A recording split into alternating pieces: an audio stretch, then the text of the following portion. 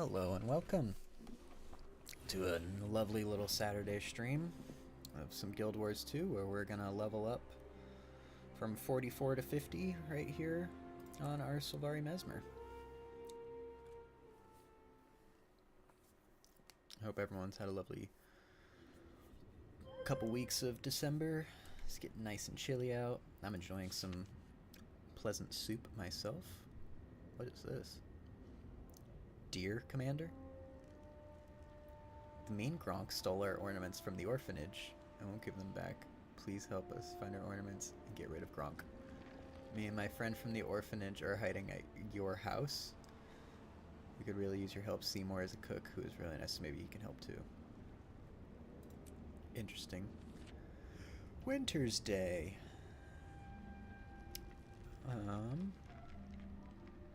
So it's the new the seasonal event, and seasonal is in Christmas, Hanukkah, wintry season.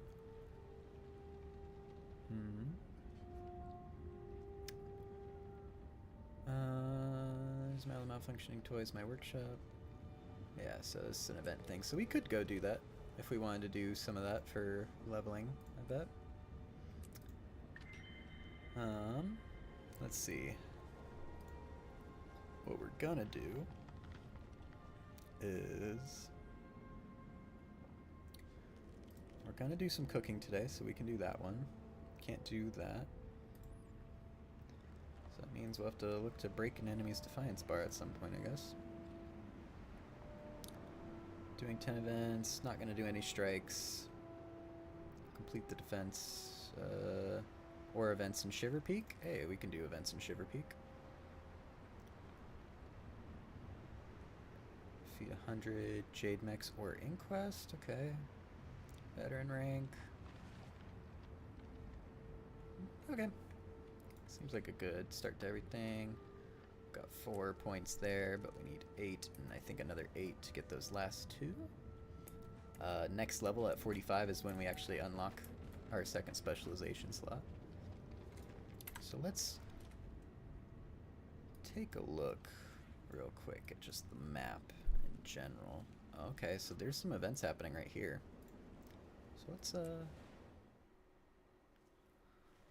go over here. Let's do this event that's nearby. I bet this person's looking to do the same thing.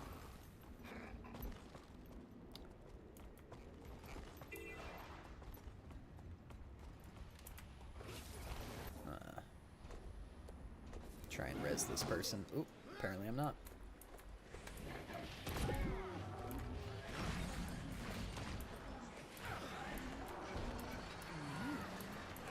I'm hitting all the wrong keys, man. I have been playing different games lately, so always the classic thing, as we've been finding out, is me having to get used to the controls on a Mesmer again. Lilibeth Sable here is looks to be helping us out with this event, which is cool.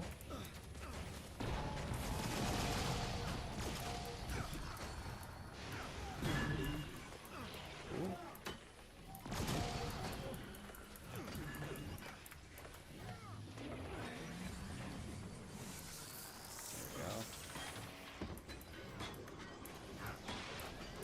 Block that attack. I always gotta look for those wind-up animations with this counter ability. Like that animation there. It didn't target me, but that wind-up that you see, I know that if I use my counter ability when I see that, I'm likely to actually hit the counter. To remind us, the countering stuff with R2 summons 2 illusions, which we can then use to explode for some burst damage, or explode for other effects like more dots, or R3 is a daze, which is effectively they can't use any abilities. It's a form of CC in a way, in that they can move around, but they basically can't attack you.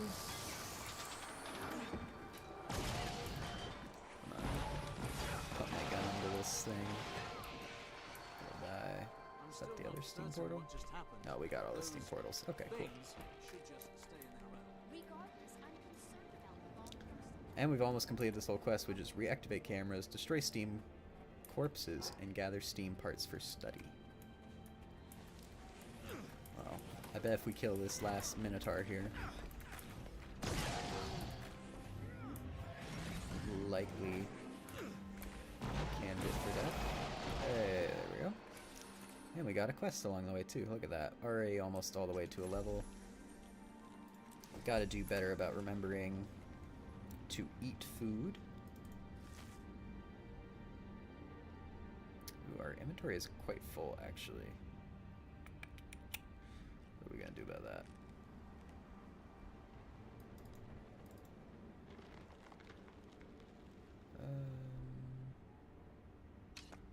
Yeah, let's just salvage what we can.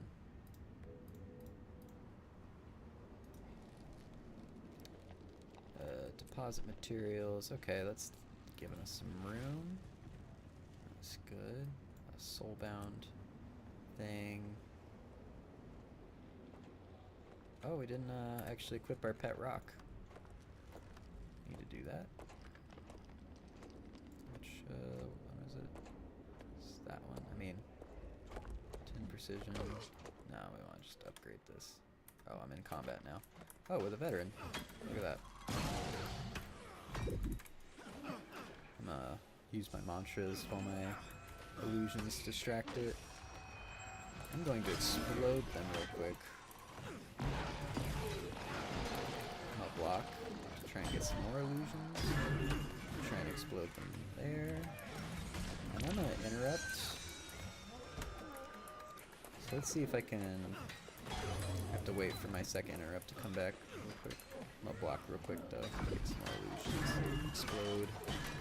Keep stacking the dots. You can see all the little numbers popping up. That's our dot, our damage over time effects. But let's move out of the way real quick to handle our that. Cool. Okay, and then oop, wrong button. Let's look. Okay, so this event is still happening. We can try and get there as quick as we can.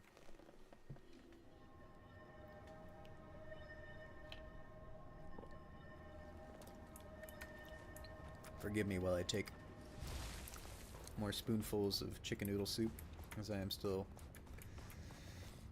getting rid of the very last remnants of a cold.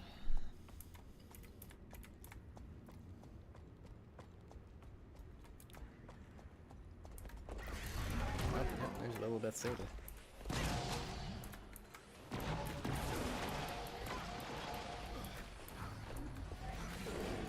Get all that, man.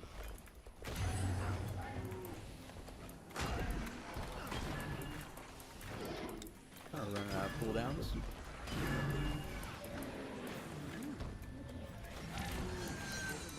I didn't interrupt. I mistimed it.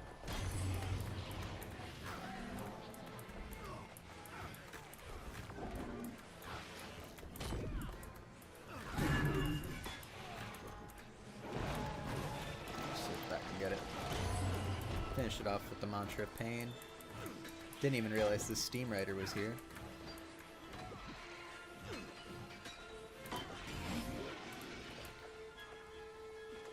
Oh, I accidentally hit F2.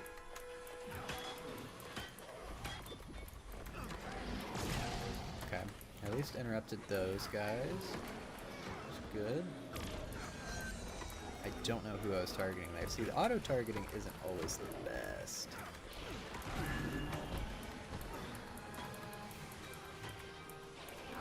Block real quick. That. I'm trying to be better about actually using my F abilities, my class-specific stuff, my illusions. Don't want to waste any DPS for ourselves. Block. Explode. Okay, see? Doing good. Ooh, it's another veteran, which is not great. Okay. Have to try and focus on this guy. Let's summon our big ability. Ooh, but we got interrupted. Oh. thought I was gonna just do it immediately again. Okay, now we can summon this dude. Hopefully be a big help for us.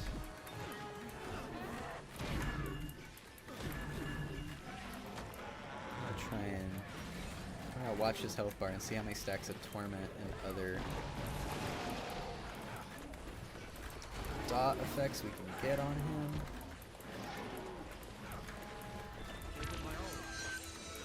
Ooh. It's a tough event to do with just us two.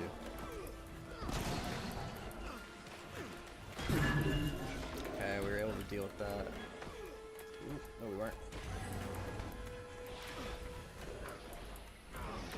Oof. Everything's so blurry. Oh, so close. Can I kill this veteran? Can I get that veteran? Come on. Okay, did it.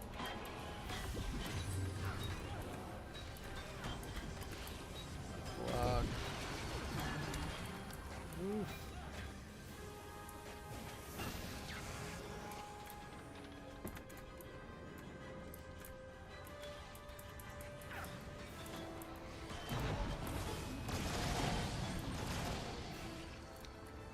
I am not doing good.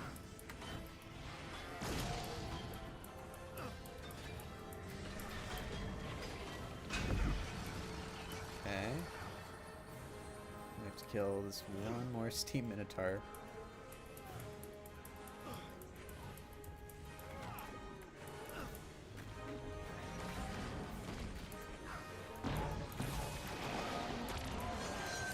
Okay, I tried to interrupt him right at the last second because from what I was gathering from how those Steam Minotaurs work, they would pound their chest and then run at you to then do a kind of charging knockback effect.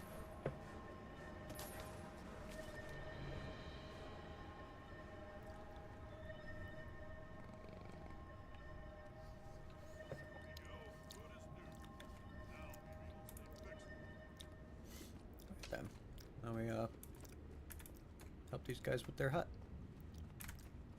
I like how no one's wanting to help this girl out. Oh. Guess we can pop back over to this side of the frozen lake. Do this event.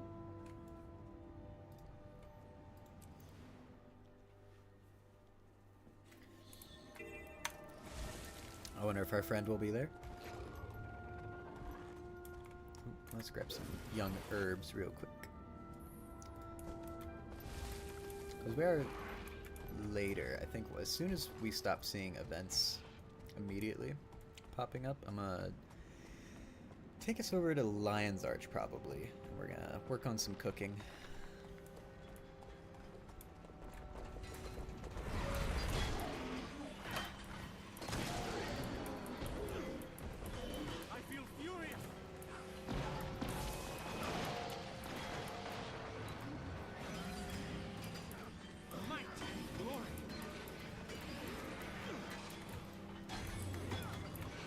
Go. Stop fabricators from building the steam outposts is our objective, by the looks. So, because I am much better at single target damage, I am going to focus my efforts on priority targets like these veterans, while I let our necromancer friend over there deal with big groups with all their symbols. Oh, we leveled up to 45. Awesome.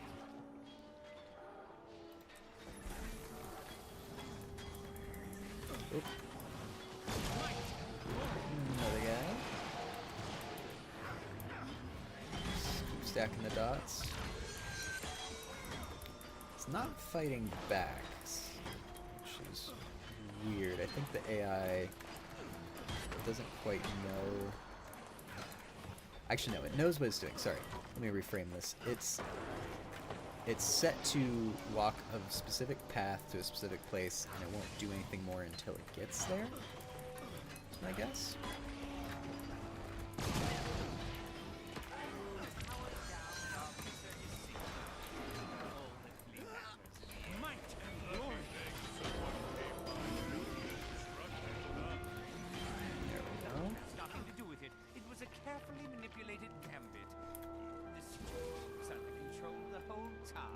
Awesome.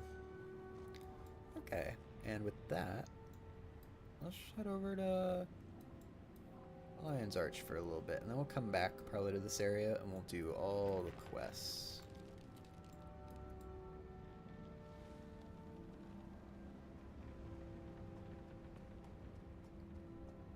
I see I'm a little zoomed out for it, I guess.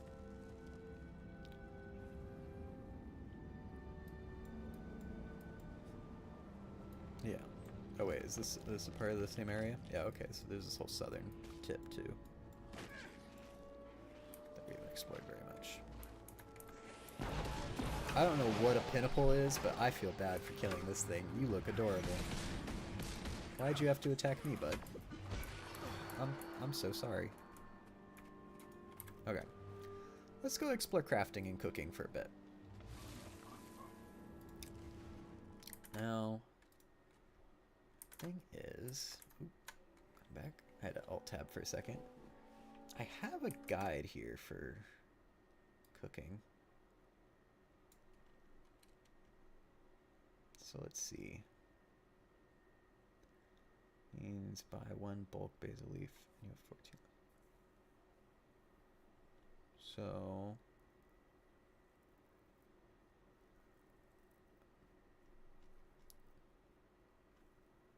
okay.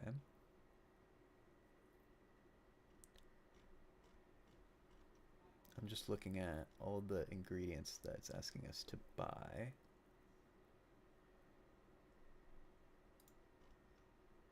Oh, here we are. Okay. So make 54 piles of salt and pepper.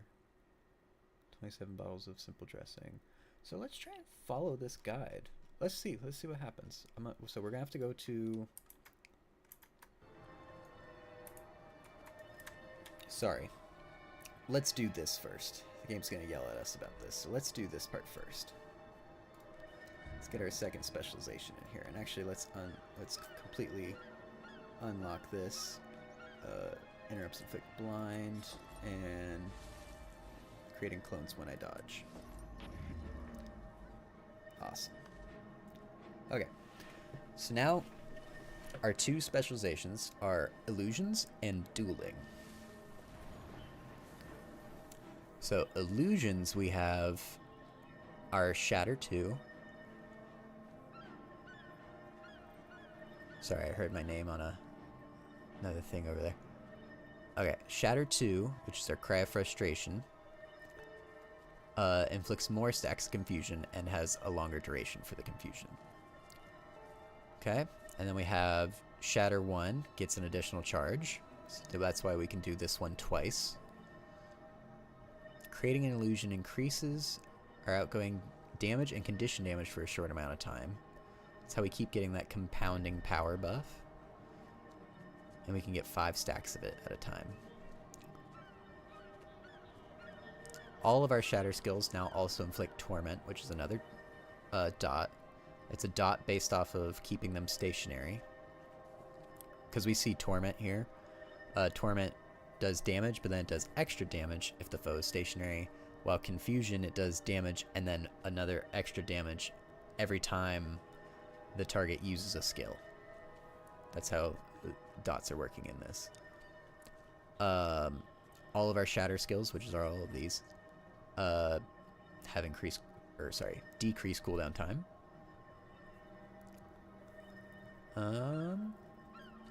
And then lastly, Confusion we inflict have an increased duration. When you dodge an attack, inflict Confusion on the attacker. Okay, and that inflicts 3 stacks of Confusion. And then we inflict Confusion via our 3 here and our 2 if we don't counter something. And our 5. Those all inflict Confusion along with our Shatter 2 here.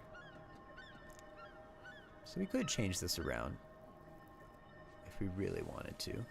But let's go down dueling. So first off, dueling gives us vigor on critical hits, and we found out last stream that endurance regen is this yellow bar here. Endurance is your stamina, quote-unquote, bar. That's just a more common game term for this.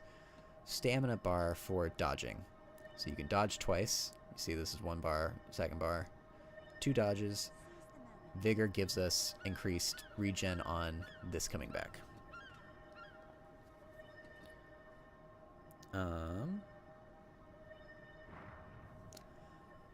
Alright, and then it's going to give us Illusions Inflict Bleed on critical hits, which is good. And grant Fury to myself and nearby allies when you critically strike an enemy. And Fury ups critical hit chance. So the allies get the buff, get the Fury buff for 4¼ seconds. I get the Fury buff for 8¼ seconds. So I could make all my Phantasms have Fury, which means they'll inflict bleed more, which we kind of want. When I evade, I gain Vigor. So every time so that means when I evade, I can evade again sooner. And that's on a 5-second cooldown, though. Pistol attacks from me and my illusions have a chance to cause bleeding. Interrupting a foe recharges pistol skills. Oof.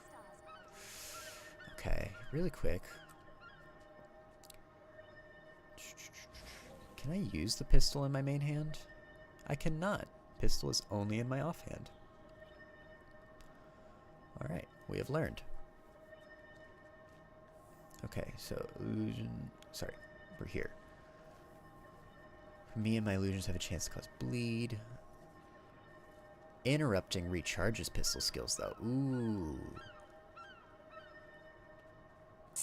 And we have been getting better on interrupts. Phantasm's getting crit. So what's this bleed? This bleed is 5¼ seconds. This bleed is 3 seconds.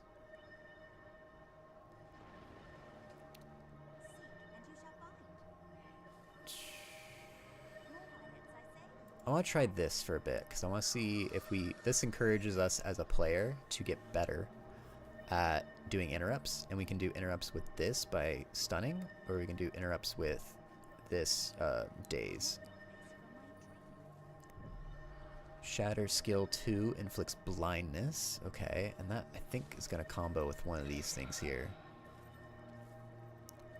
I can reflect projectiles after successful evasion, which would be good. Gain a stacking frosty effect when you or one of your illusions strikes with a one-handed sword.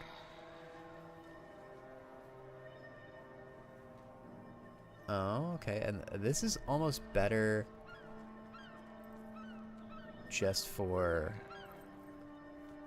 the fact that it reduces my cooldown on all my sword skills. So when I swap to all my sword stuff here, what are my cooldowns like? It's a 10-second one, 12-second, 12-second, 15-second. There'll be a 20% reduction. Okay.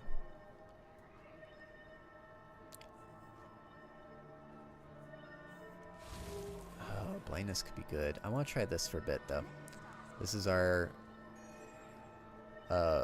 when we crit, we get better crit chance for a while on an 8-second cooldown.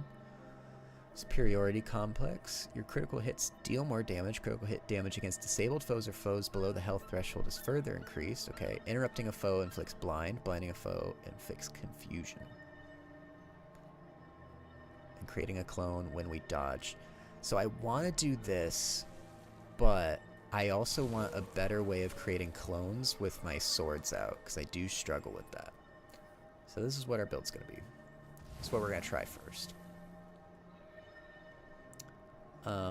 Eventually,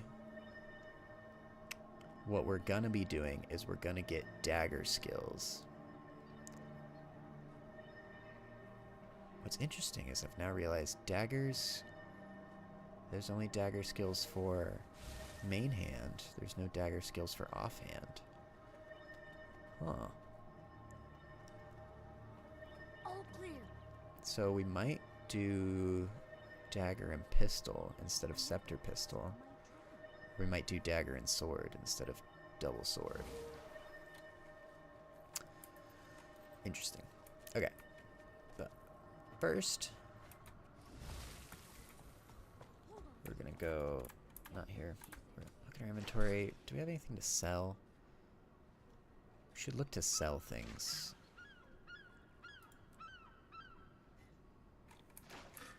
Let's go sell things really quick, and then we're gonna go to just any junk, basically. There we go. Sell junk. Alright, perfect.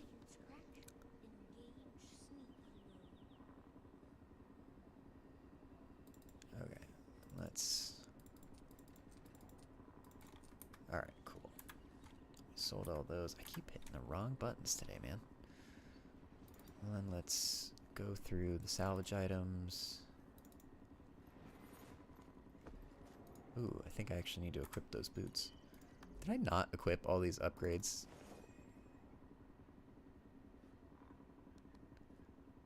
I guess I didn't. Okay. Let's see really quick. Precision. Power and precision. I think I would like not power vitality.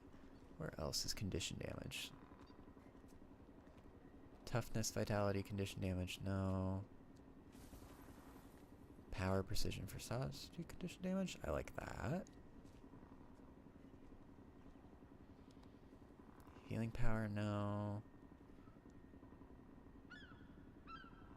No. Precision, toughness. Power, precision, condition damage. I like this. Going for that glass cannon build. Okay, and then divinity. Yes, we would like to do that. There we go. Awesome. Now we have our major rune of divinity, so we get plus, what's that? 11 plus 15 is 26. So plus 26 to all stats. It's a nice little boost. Okay, let's destroy that. Destroy this. Destroy that. Okay. Where's the cook? Actually, no. We need to go to... That's right. We need to go to... here first.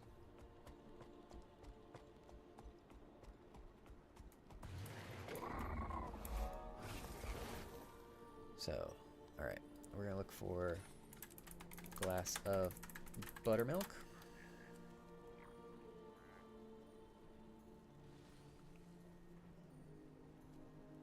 This might not be something we can buy here.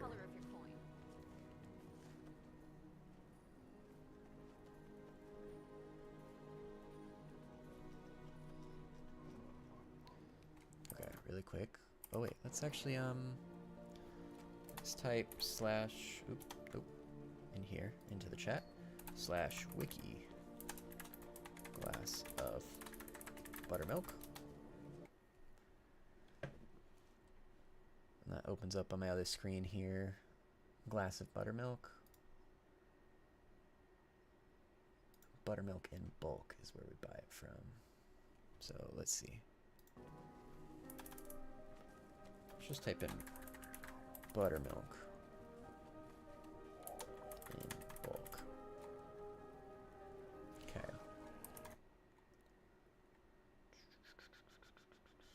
Let's see. Lion's Arch. Here we are. Oh, okay. So it looks like we can probably buy this stuff from...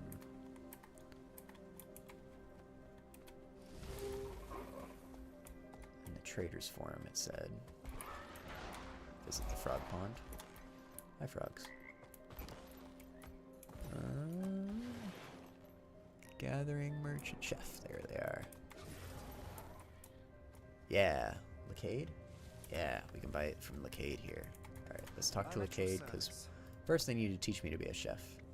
I'm now a chef, thank you. And now I need some supplies. Buttermilk in bulk, there we go. Let me just back up real quick. 25 buttermilk and buttermilk in bulk. Okay, so I need 2 of those.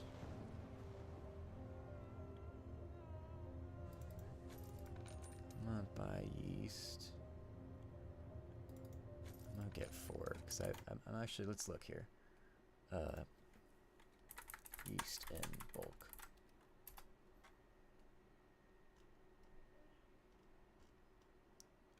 Yeah, so these are all going to give us 25 of these ingredients by the looks of it. Oh, come on. Grr. It's being difficult for no reason. Here we go. Okay. Cheese wedge. Cheese wedges in bulk. Want one of those. Bell peppers. All things have a Grab 2 of those. Sour cream in bulk. Let's grab 3 of those. Bags of flour.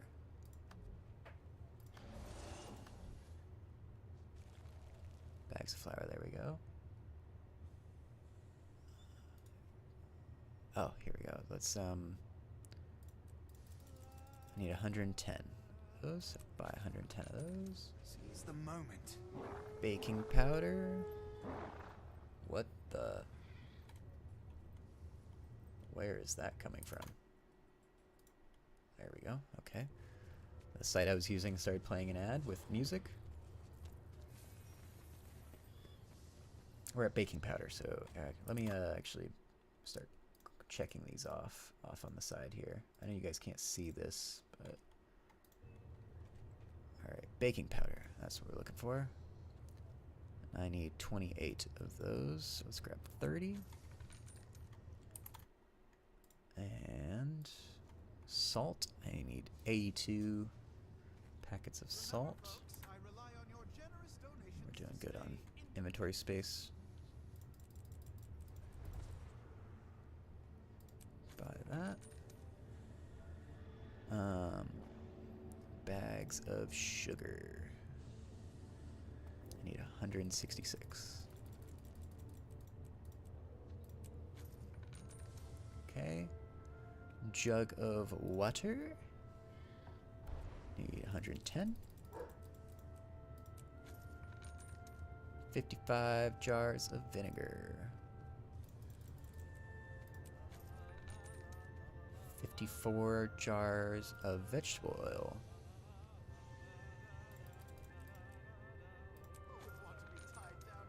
And 56 bags of starch.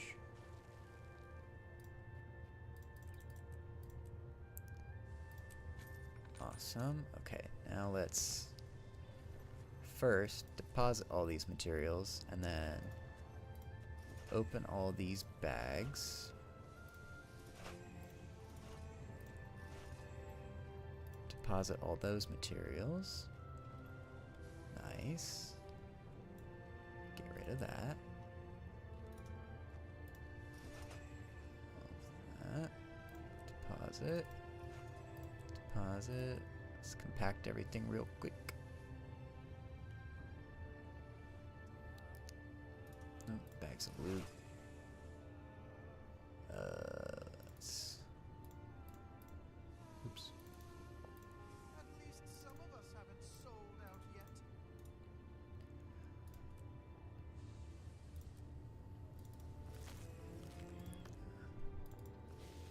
Sell any junk. There we go. All right. Now that's a cleaner inventory. I like this. All right, so that was all the things we needed to buy from the vendor. All right, collectibles.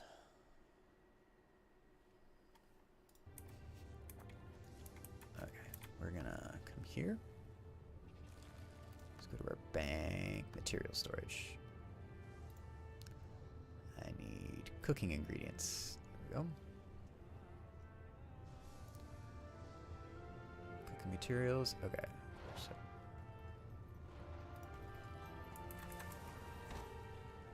do I have any potatoes? I have no potatoes. Okay. So I need potatoes. Turnips. I have 5. Am I able to change this to 25? 4, 5. Oh, I see how this works now. Okay. So I have 5 turnips. Chocolate bar. I have 6. I have 6. Okay. Black peppercorns. I have 18 of those bad boys. 18 over here. Okay. Sorry for the bad audio experience this probably is of the game's audio cutting in and out. Let me see if there's a way I can actually fix this. Can I? No, I don't have a great way to fix this, honestly. Okay, I apologize.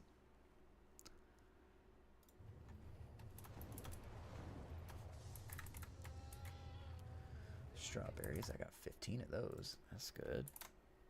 Okay. Raspberries, I got none of those. Chili peppers, I got 1 of those.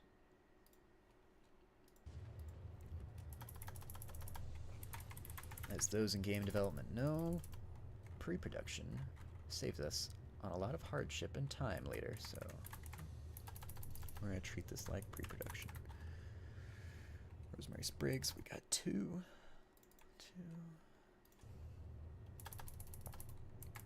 Sesame seeds, none. Orange, I got 30. I got 30 of these bad boys. More than what I need. Awesome. Cross oranges off our list. Alright. Cayenne peppers, nothing. My only license is my boundless Tarragon leaves, we got 1. Oops. Parsnip. No parsnips, 1 parsley. Rutabaga. No. Mint. No. Slab of red meat. I've got 20 of those.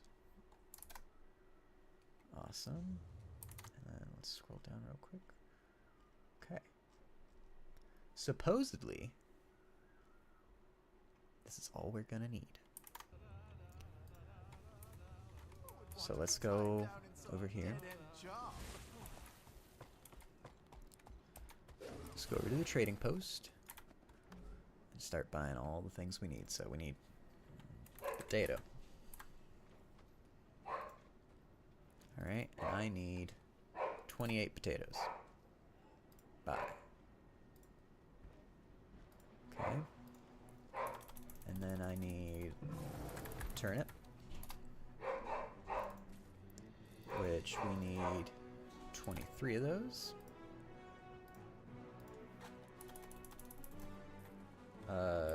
Chocolate.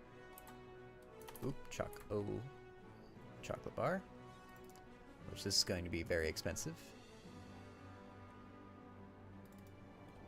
I need 21 chocolate bars. Okay.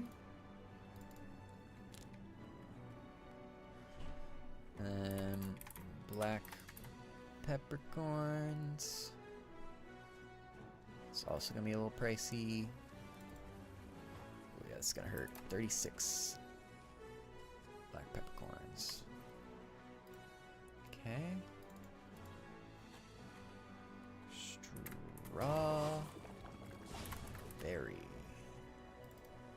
Ooh, strawberries are expensive. 27 strawberries. Okay. Chili pepper. Awesome. We need 79 chili peppers. Oops. Gotta find the more efficient way of doing this. Can I hit escape, actually? This goes for things in everyday life, in your job or wherever.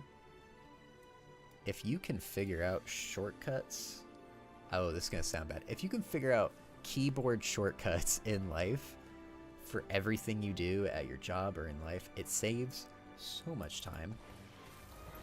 So I need 27 heads of cabbage. Yep. I can't just hit enter. That sucks. Okay, can I hit escape? Oh, that takes me all the way out of it. Don't want that. We got our head of cabbage though. Rosemary. We need 25. Buy. Close. Sesame. Seeds. I need 28 of these. Buy. Close. Cayenne. I need 27. Oop, not 127. Jeez. 27. Thank you.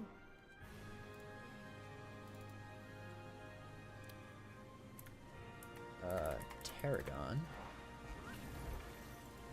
Which is a pricey herb.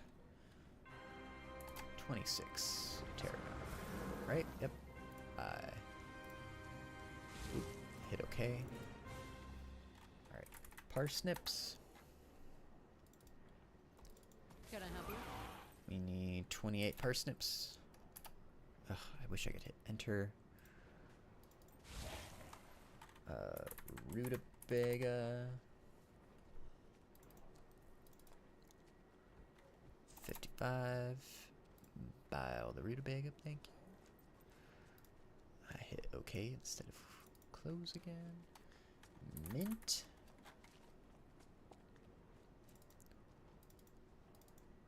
I need 22. Oop, not 122. I just need 22. Buy, close. And then slab of red meat. I just need 7 of those. Buy, close. Awesome. Alright. Let's take all our items. Then we go to our inventory and we deposit all those materials. Alright. Let's go try and follow this guide.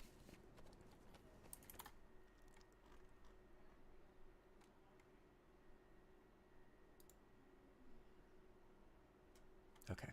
It's going to require us to discover some recipes too. So, I don't know if I've shown off cooking in this game, or just crafting in general, I mean. Excuse me one moment.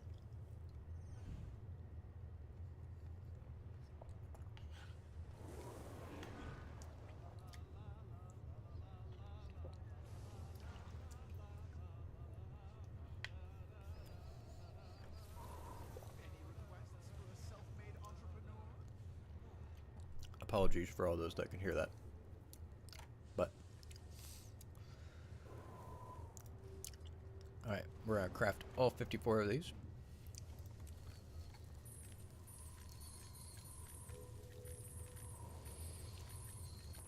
But we can see in our cooking, we have our kind of known recipes over here in our production tab. For cooking, we can see the stuff we have are like crafting components, backpack. Backpack is just kind of an item you can wear and you can apply buffs to it. Cooking ingredients. So we assume that these are probably ingredients to make other things like a meal, let's say. You can see this requires piles of salt and pepper, and that's in the seasonings tab. Refinement, which is usually taking something and using other items to refine it into a higher quality ingredient. And then there's meals, snacks, and soups is what we see so far. Alright, well we've made 54 piles of salt and pepper. Now we need to make 27 bottles of simple dressing.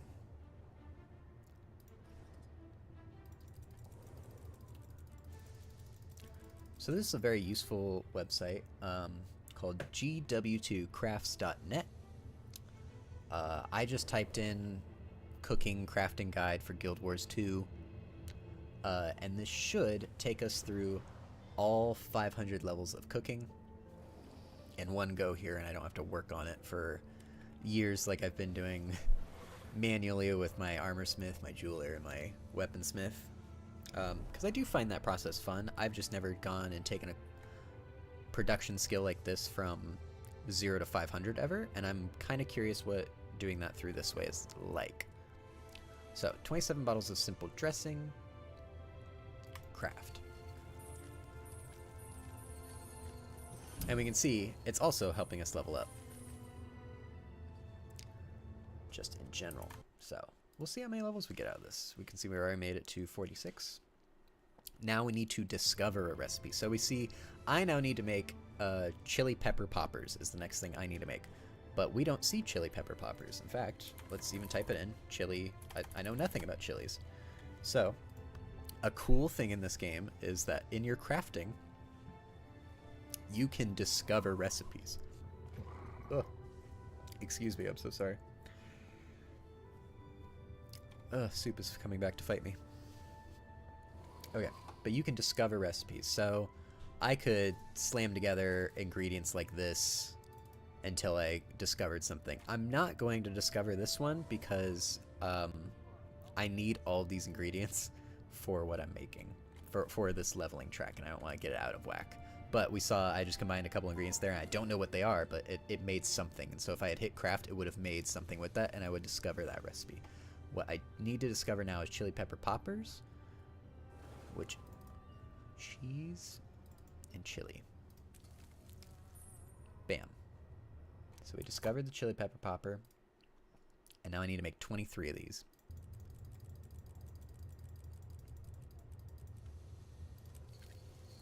This is probably the most engaging crafting system I've ever found in an MMO, personally.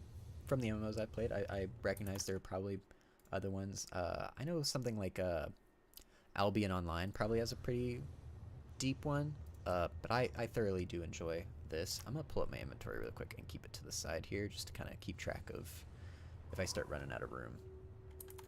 Okay, now I need to make 28 bowl of Baker's Dry ingredients. Baker's Dry ingredients, alright. So we need to make 28. Oop, 28. I'll craft all these. And each of these is giving us an amount of XP. We also have a bonus going on, of course. And we can see we're now an Initiate Chef, or we're still an Initiate Chef. I forget if that's where it started or not. But we're level 105 in cooking right now. That's what we're at. So we did the bowl of Baker's Dry ingredients. Now we need to make piles of paprika. Oh, okay, I guess if we're making paprika from scratch, then that makes sense. Because, yeah, it's peppers. Okay. Most people, especially in our day and age, do not make paprika. We buy it from the store. But this is kind of medieval, so useful seasoning to have on hand in the kitchen. I like cooking quite a bit in real life. A bowl of strawberry pie filling is what we're looking for next. Need to make 28 of those. 28.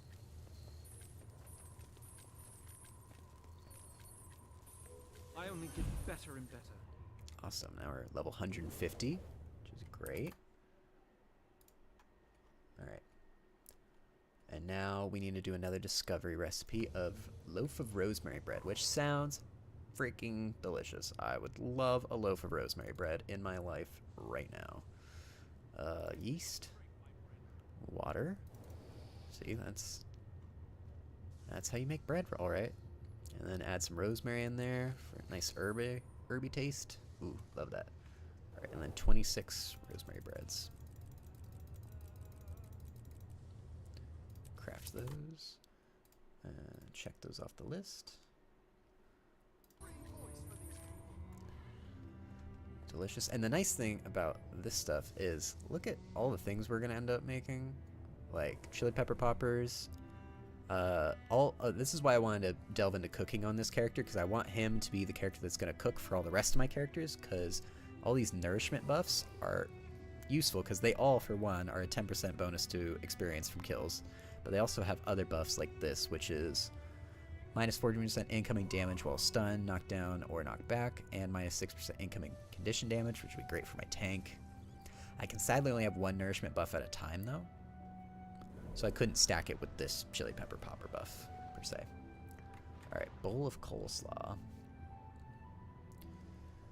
I need a bag of sugar. bottle of dressing, some sour cream, and some cabbage. I'm liking this cooking thing because it's lining up with real life, which is a good thing. I need to make 26 of these.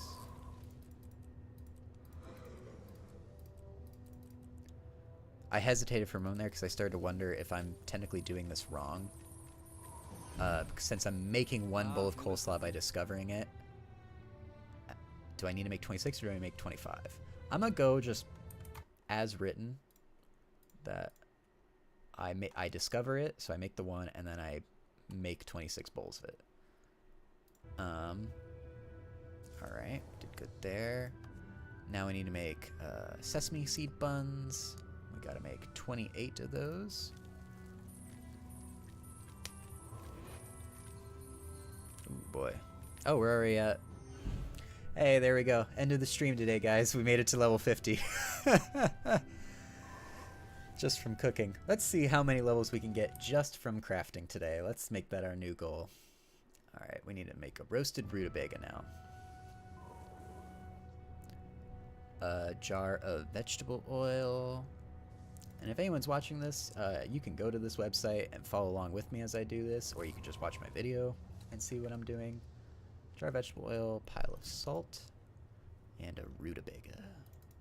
I've never had a rutabaga in my real life. If anyone has had rutabaga, let me know. What does a rutabaga taste like? Some kind of root veggie, right? Probably pretty bitter. Tough. Never had a turnip either. I bet it tastes like a turnip though. It's in the turnip family. Okay, and now we need to go and make jars of orange sauce. I need to make only 28 of those though. 28. There we go. Orange, sugar, starch, vinegar. Yeah, I guess that could make a sauce-ish. I don't know what I would use that sauce for though. Vinegar is the base.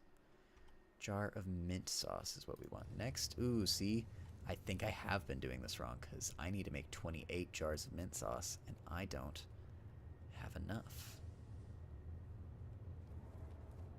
I don't have enough mint.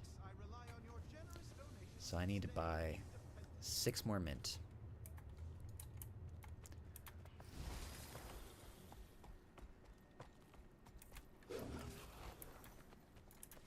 How interesting. Mint.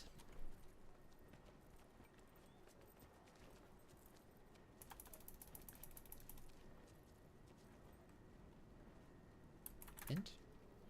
Hello? There we go. Okay, that was weird. I'm gonna buy 6 more mint.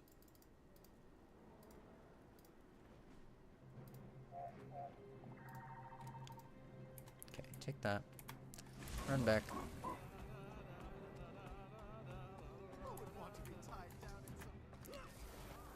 Jar of mint sauce. Need to make all 28 of those. Oh, no, yep. 28 jars of mint sauce, which is sour cream, mint, chili, and sugar. Again, interesting sauce. That just sounds like spicy, minty sour cream. I don't know. I almost want to make this stuff in real life.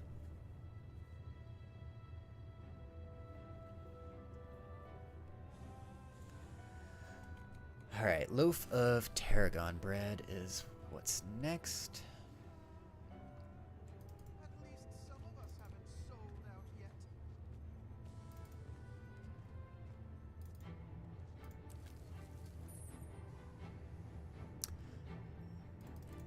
I'm gonna keep doing this, and if I end up having to get extra ingredients, I end up having to get extra ingredients. It's okay. I'm accidentally making extra things. Okay. Chocolate raspberry cream, which sounds delicious. Okay, buttermilk, sugar, chocolate, and raspberry. Oh, did I not buy the raspberries? Oh no. How many raspberries did I need? Where's raspberries? Oh, I totally skipped over the raspberries, didn't I? Right? I don't have any Oh! Messed up. I messed up, guys.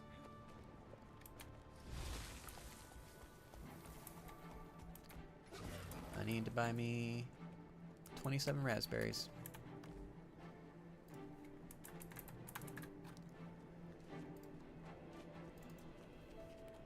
27. Go.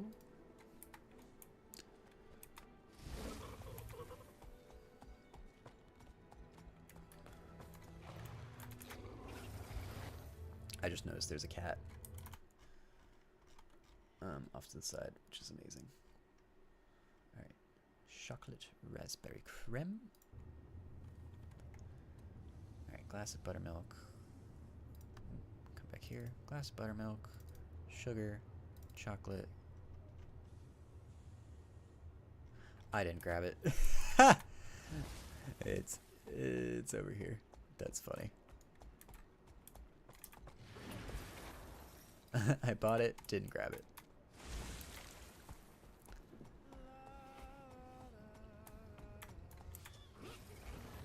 Alright. Now, one last time. This. Sugar. Chocolate. Raspberry. There we go. Craft that. Let's make 26 more. Okay, so since I bought 27 raspberries, so I think I am correct in that I discover it once and then I make the rest because this gives me 26. Okay, so I've been doing this right. I deserve an award. Okay, good. Good, good, good. Oops. Okay, gotta discover the next thing. This, and where's my... that? Make 26 of those. Remember, folks, I rely on your generous donations to stay independent. Okay, we're not out of room quite yet. Oh, do I only... is level 400 max level for a chef? Maybe it's not 500. 28 bowl of winter vegetable mix.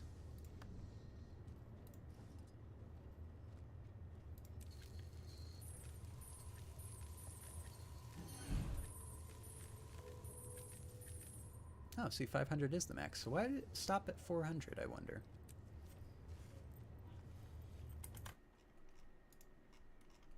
Does it talk about it in here at all?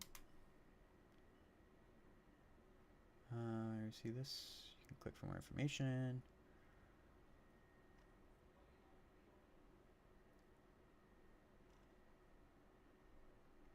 Interesting. It doesn't actually tell me why it stops at 400. Oh, 400 to 500. Here we go. Oh, it only has it for other ones. So I think it's telling me that I am good enough as a chef at this point. Don't need to worry about other things. Something I can do as a chef is make dyes, which is cool.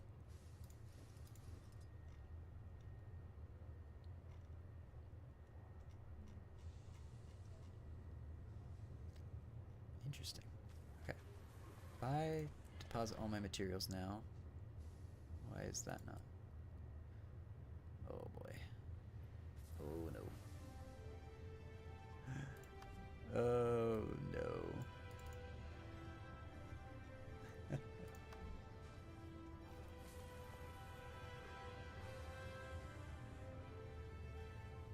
Strap. These are cooking ingredients. What am I looking at? Meals, seasonings.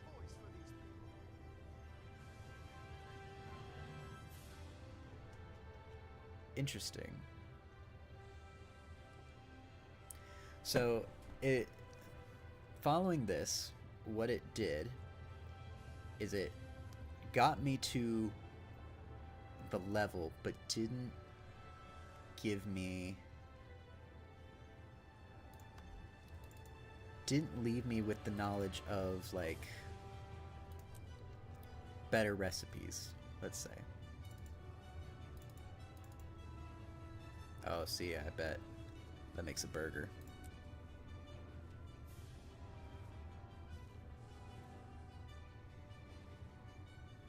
Also, the loaf of tarragon bread I can't even consume. It's funny. So what I can do now is I can try and recover some costs by selling a lot of this stuff.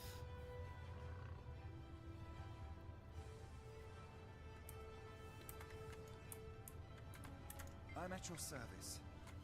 Let's go sell it at the trading post. And then also really quick, I'm gonna go and look at back at the stream really quick. And we're going to, so let's see, before we started cooking, we were level 45. So we almost got 10 levels just from cooking. Just from cooking, almost 10 levels. That is wild. Okay, and then we're going to sell. Here we are. Let's list that tonic.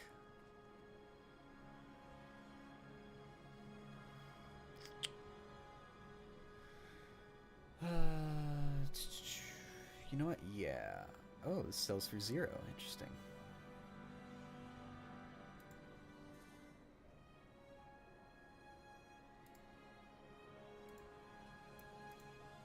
We'll list that.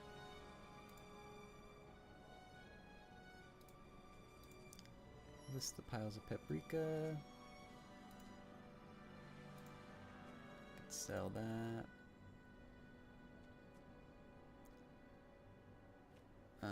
Mint sauce.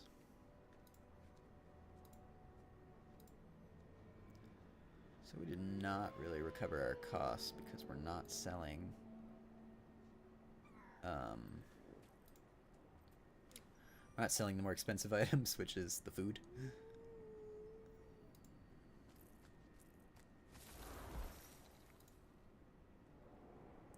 Which we might want to consider doing.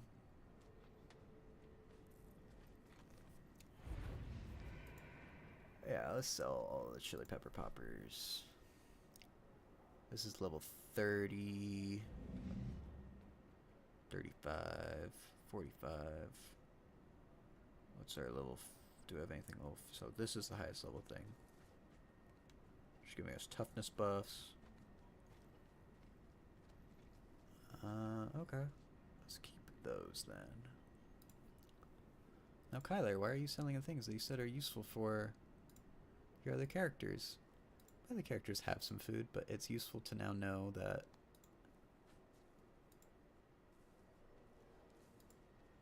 I don't know why I can't sell the rest of those.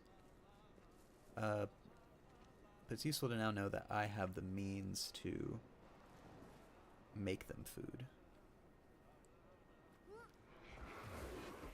Effective a boon. Ooh. Live well. That'd be really good for my my guy. I'm gonna keep that. We can sell all this.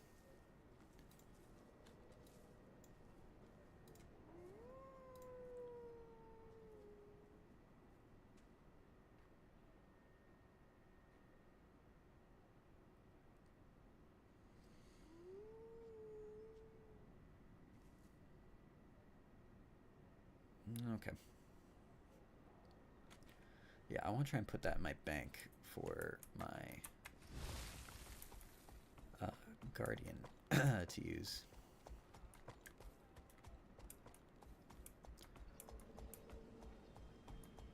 I am going the wrong way.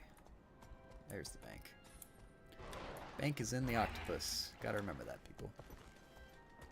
Bank in the octopus. Well, we reached our goal for the stream in an hour, thanks to cooking. So, Seize the moment.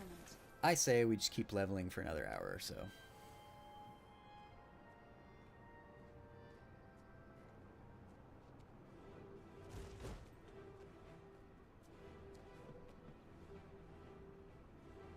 Precision. I'm getting actually more precision because I have the sunstone jewel in there.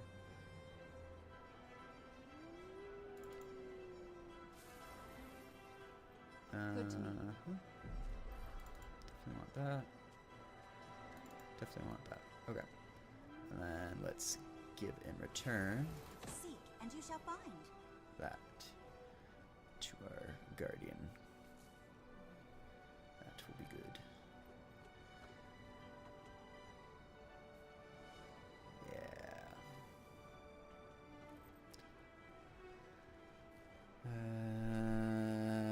Is there anything else I need to get rid of?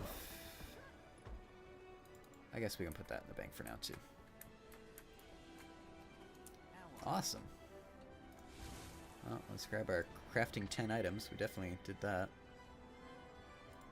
I didn't grab the money I made. Oh well. Okay, Twilight Arbor dungeon is unlocked. We got a lot of points. So let's go through our things really quick. Let's actually equip this stuff because it's going to tell us.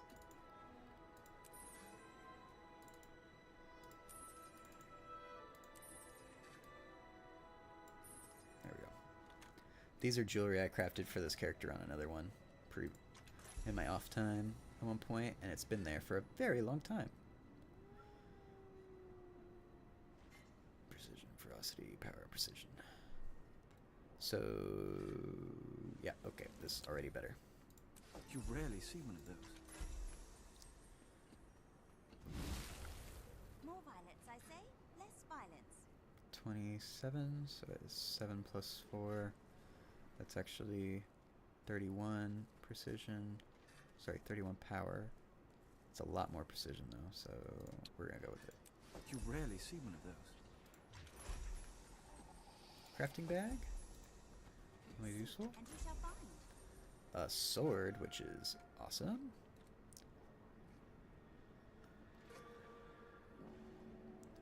Can we get power and precision? No. So this is so we see the difference here is which sigil is attached to the sword. Lightning strikes on critical hits. Chance to inflict bleed. We're gonna do chance to inflict bleed. That's valuable. Twilight Arbor, getting us our Chapter 5 story. More violence, I say. Less violence.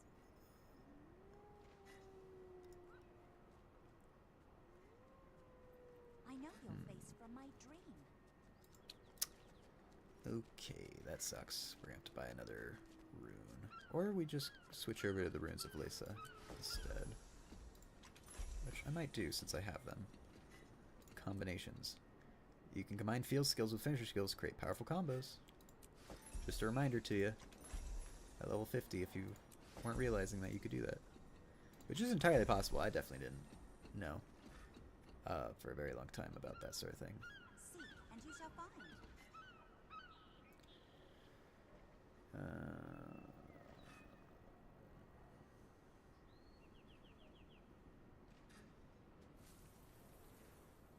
Oh, okay. That could be good if we want to level up through our whole artificer line another time. Awesome. Okay. Now with that figured out, equip that. Which sword do we replace? That's level 31. This is level 30. Precision and condition damage. No, but From my dream. it's fine. Yeah, that.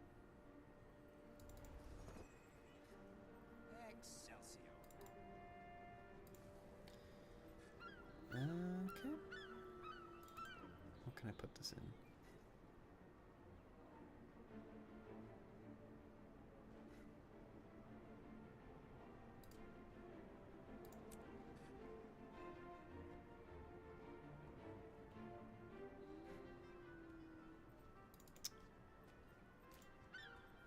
Yeah. And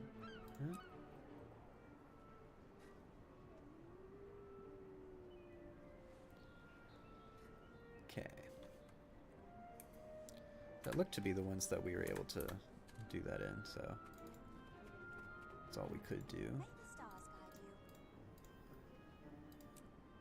you. Oh, I might have actually wanted that ring. Oh well. not that big of a deal.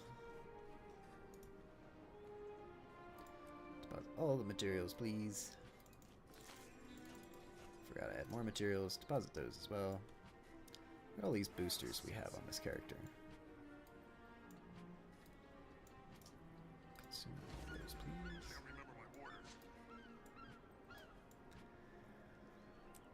Alright then.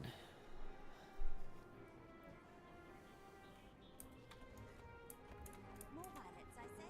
Less violence.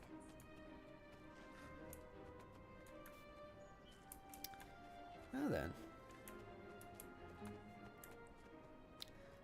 I'm gonna wait till next week to start us on the Chapter 5 story, because today's just meant to be a leveling stream. So we're gonna chill out and level some more. So let's do kind of what we set out to do, and let's do the quests in Lornar's Pass here.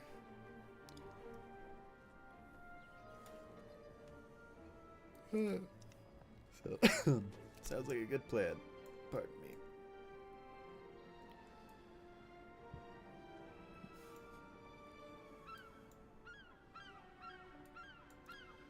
Let's go here and do this quest.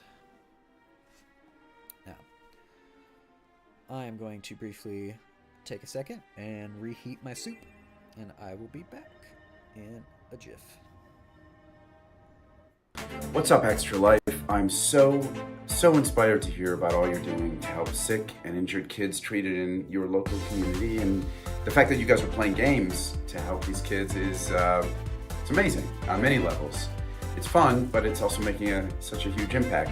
So congrats on the millions of dollars raised today, and good luck with the rest of game day. And break a leg. Do you say break a leg when you're playing games? Probably not. That's more of an actor thing. Okay, just have fun.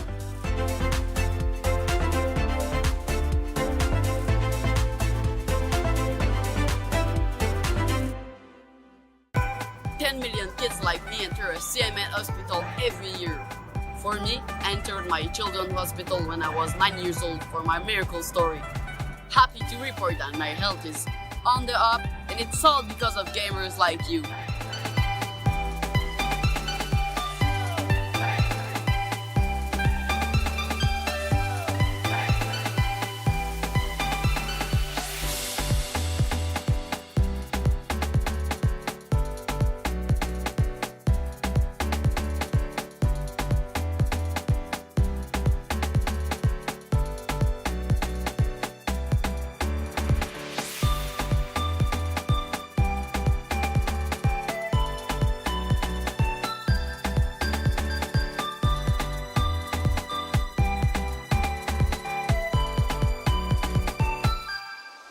My name is Tara. I stream on Twitch, and I did Extra Life last year, and I raised $5,000 for Children's Hospital of Omaha.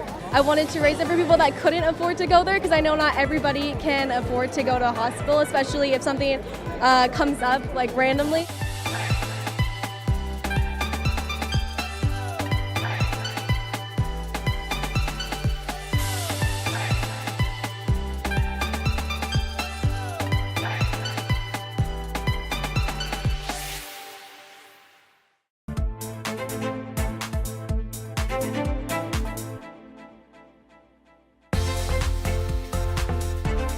My name is Sean Gorey.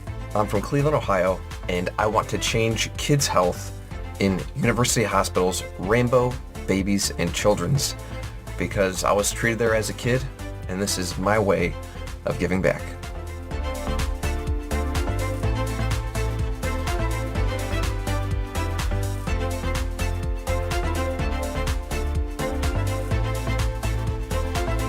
Kids can't wait. My name is Defy, and I'm from the East Coast of Canada, and I want to change kids' health at the IWK Children's Hospital, because as a father myself, I know they're always going to be there for me if and when I need them.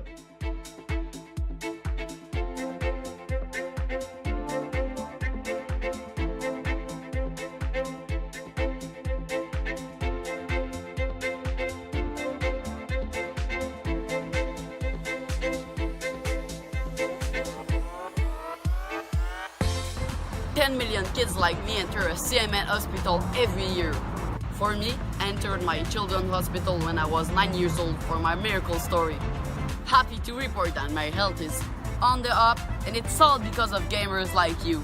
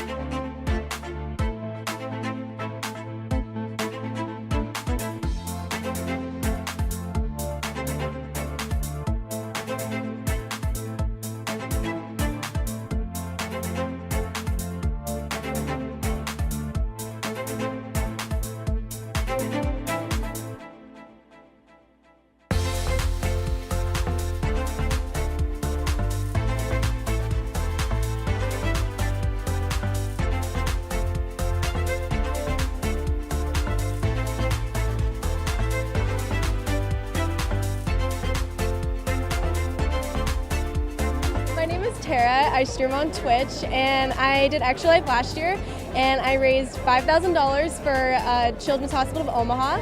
I wanted to raise it for people that couldn't afford to go there, because I know not everybody can afford to go to a hospital, especially if something comes up like randomly.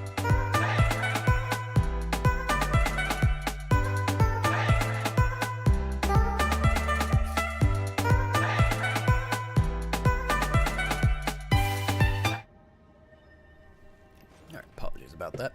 I had some difficulties with the stream deck that we also had to figure out.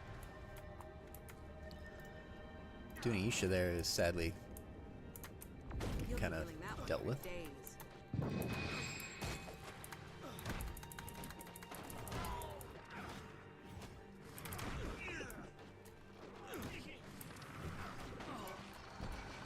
we go.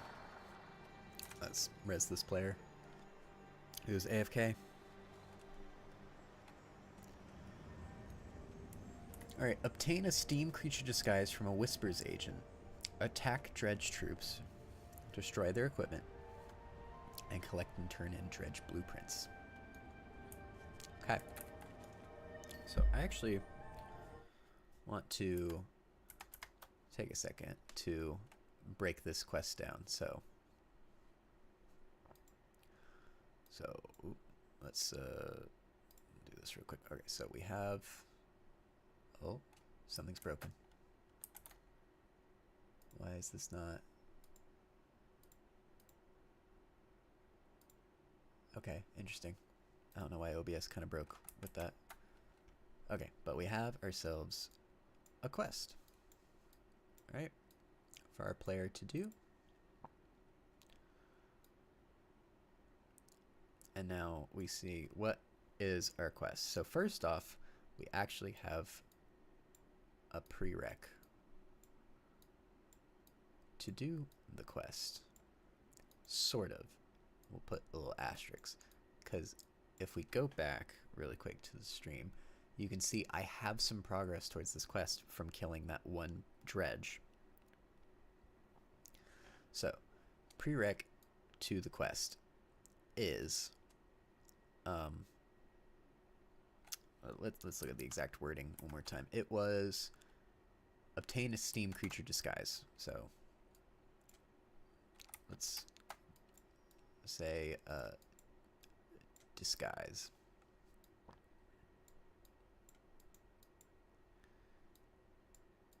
So we need to obtain a disguise to interact with most of this quest.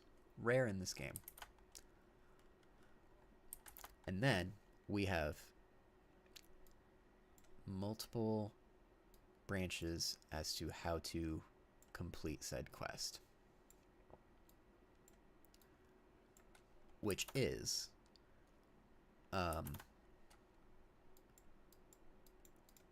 kill dredge, destroy equipment,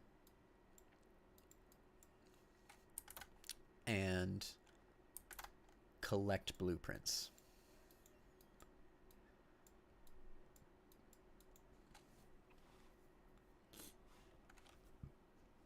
Excuse me. Okay. So this down here is going to be combat. And combat, yes, is going to be a part of this because there are obstacles in the way of completing the quest, which is monsters, right? However, we have to remember, too, we have this disguise. So this disguise tells me that more than likely, we actually don't have to deal with combat for destroying and collecting stuff. Only probably have to deal with combat when we want to kill Dredge. Unless there are other steam monsters in there, and then the steam monsters probably don't attack us because we have the steam monster disguise. So we have this is combat, right? We want to kill stuff, we're going to do combat. Destroying things is inanimate objects,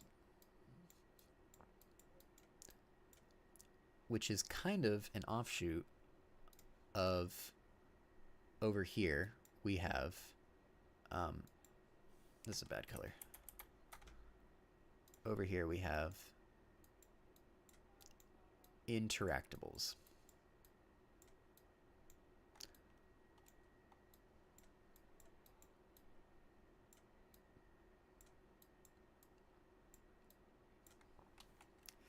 Now, why as a developer do you do this, right? Okay, this prereq right here, for one, the reason we do this is for story. Because we're talking to a Whispers agent, which is an important thing in the story of the game, is one of the factions that you join in the story. As we found out during last stream, when we were doing Chapter 4 of the story, we chose the Priory. One of the other factions is the Order of Whispers. So this is to get the player to just see the story in the world. Is this prereq, is the fact that the Order of Whispers is a thing, is an active force in the world of the game.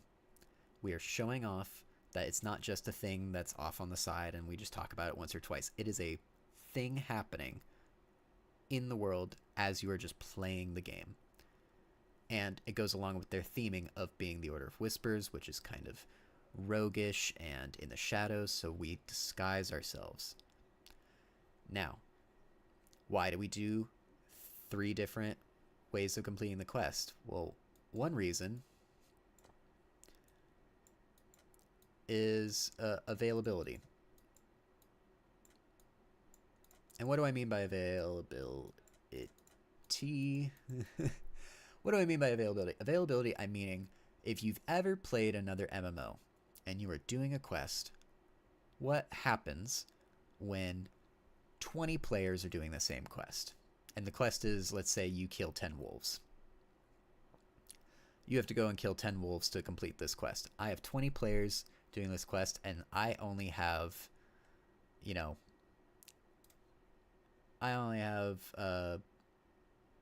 let's say we want to kill,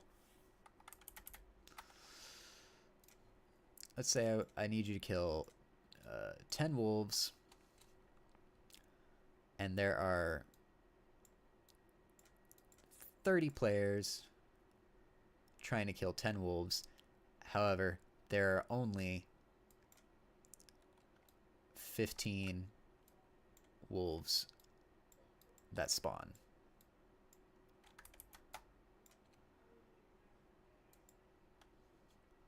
Right? Now, depending on how often they spawn, maybe this works. However, if you have the enemy spawning too often, you kind of lose some verisimilitude. It feels weird as a player if you kill something and 2 seconds later it's already back. So what you end up happening is you have players inadvertently griefing each other because they're all trying to complete this one quest, and so you just kind of have to wait there and hope that you can tag a wolf before it dies to get progress towards your quest. So, reason number 1 we have this, right, is availability. Availability, I'm meaning, if 10 players are out there killing stuff. Here, I'm sorry. Pause real quick.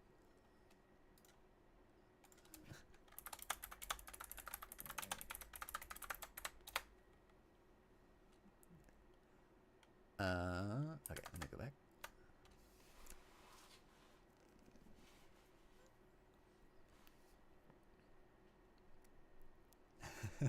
Sorry, I am distracted by the stream on my side. Deconstruction Gaming is wrapping up his stream right now. He's asking if I was streaming today, and I am. I am streaming right now.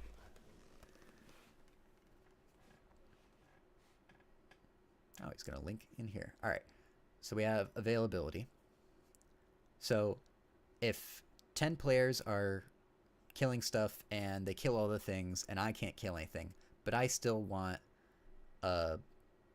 progress towards my quest, right? What I don't have to kill stuff.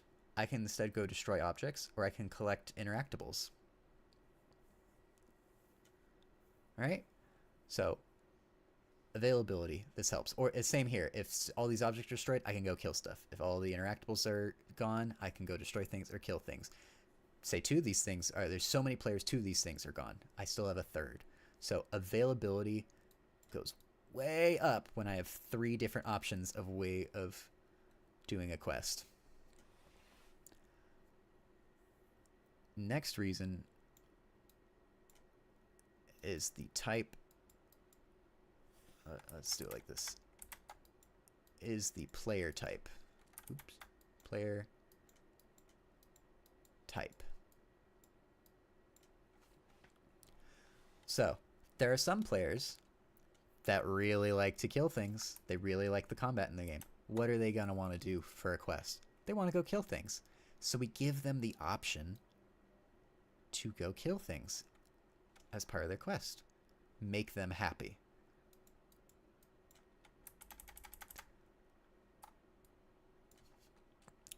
Some players don't care about killing things. And some players care a lot more about the story, right? So what's interesting about the story right now? We're working for the Order of Whispers for this quest. We're disguising ourselves, and we're sneaking in to infiltrate.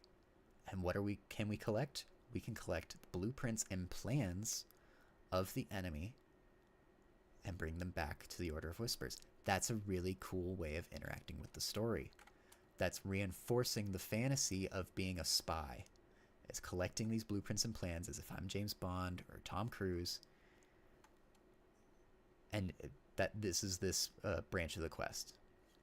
So story players probably want to go collect things because they're in that role-playing mindset. Destroying stuff kind of falls in between both of these, right?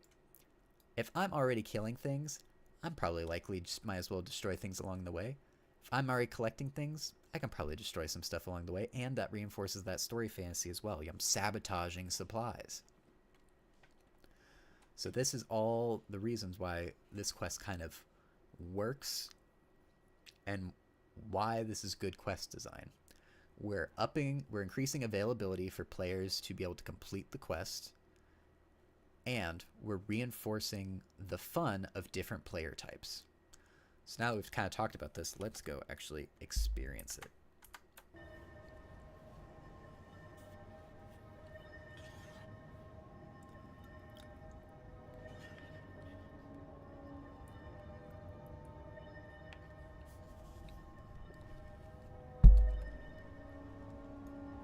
Apologies for hitting the mic there. Stuffing my face with soup. So, we thought we had it bad with those steam invaders everywhere, but now the dredge are acting up. So what's happening? The local dredge have decided that the German Priory is a threat, and they've been harassing our outpost. Is there anything I can do? We need to distract the dredge. If we get them to attack the steam creatures, that slowed down both their forces. And how can we do that? To attack the dredge while disguised as a steam creature, they'll forget about the Priory. Also keep an eye out for dredge documents. Where can I get this disguise? She's gonna transform me. Transform me now, please. And then what also happens here is it's gonna change our entire bar.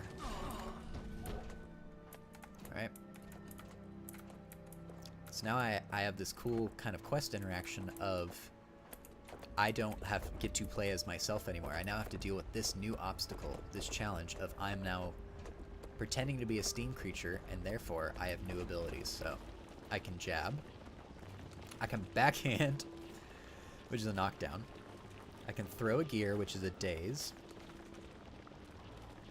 It comes back, so let's see if this works the way.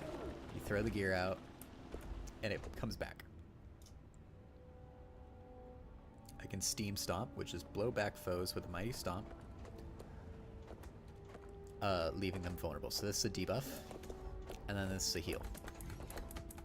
Or actually, it's an end the transformation. Sorry, usually blue skills are heal skills. Oh, and there's an event going by. Oh, wait. See, we can collect plans.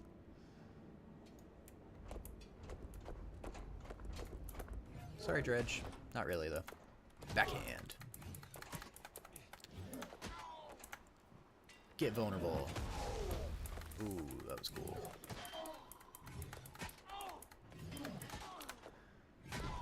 Backhand. Okay, we interacted. We're interacting with plans. So we get these defense plans in our inventory, and we can bring them back to our quest giver.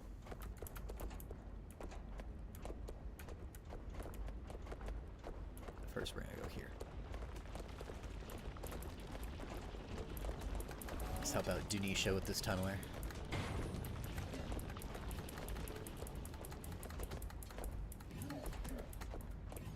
See? Maybe we don't want to fight other creatures. Maybe we just don't care about fighting other things. Maybe we have, as a player, a personal dislike for harming Dredge. Could be for story reasons, even. So the developers gave us another way to complete this quest by just destroying these things. Still get to punch stuff. Still get to interact with this combat system down here. But we don't have to actually kill things. I'm going to head back. I'm gonna turn in these documents to see how much XP they give. Sorry, I looked away briefly while I was walking.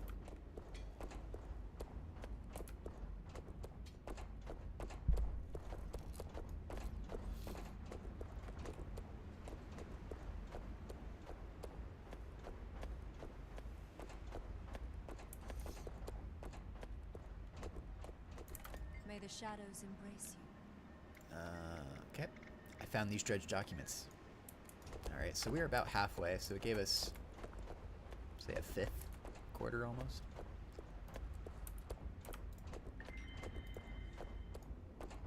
Nice. Oh, we never we never did all that. Oops.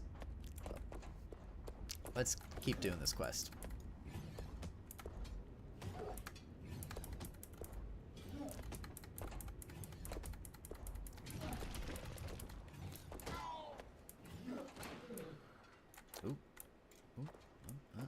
There we go. Stomp. Hey, see? 2 and 1. Oop, punch him. There we go.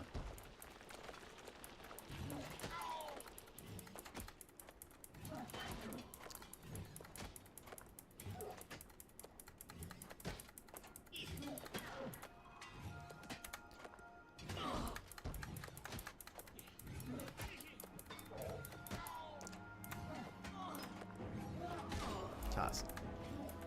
You know what? For good measure, break it. And we complete the quest. Awesome. Everything's going as planned. Molent Summit is clamoring with angry Dredge. When you infiltrated their mine and attacked them, dressed as a steam creature, they forgot all about the Priory. Ever since, the Dredge have been eyeing the steam creature's suspicion, and a counterattack is imminent. See, that's cool. I'm thinking the next character we make is going to be a thief, and he's going to join the Order of Whispers.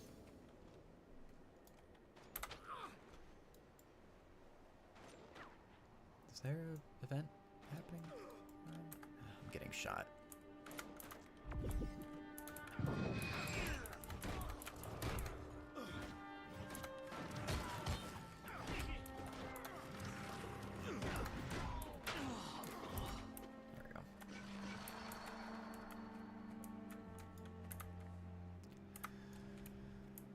Okay. There's some herbs to grab.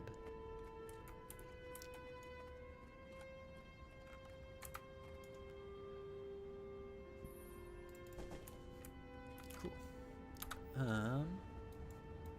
What's something else nearby we can go do?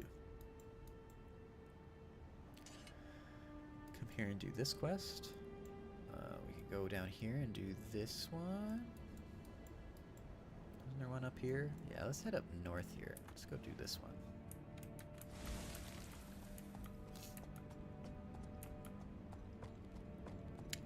Deconstruction Gaming is lurking. Officially. I appreciate the stream shout out at the end of yours if you are hearing this. Yeah, I tend to, again, if you are hearing this, I tend to try and start my streams a little bit earlier lately, the last couple weeks, just because doing moving some stuff into a storage unit. Can I get this iron ore? Yeah. So it cuts into your stream a little bit, so I just end up kind of turning your stream down on a low volume and having it off to the side while I do my stream, do my thing. So I'm kind of still lurk in the background of yours, basically. Okay, we're doing where's the quest giver for this? I want to get to a safe spot.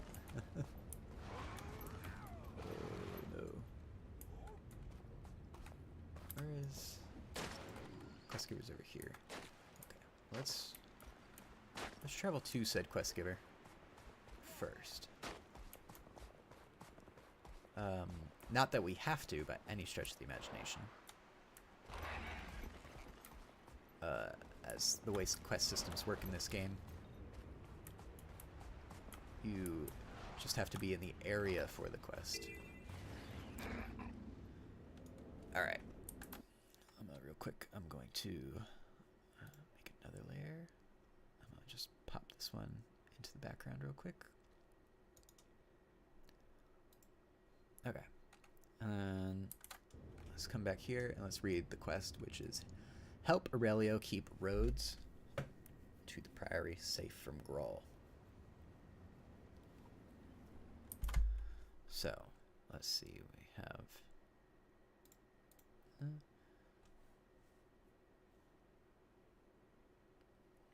go here. Okay, so we have another quest. Right? Which is help Priory, because we can see that Aurelio is an Arcanist. It says, it also says help Aurelio keep roads to the Priory safe from Grawl.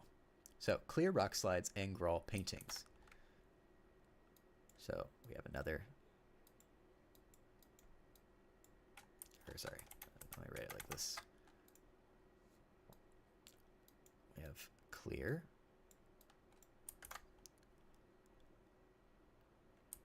Destroy.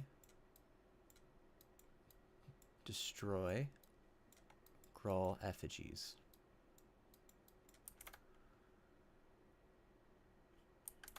Ooh, we get a special fourth one this time, which is assist.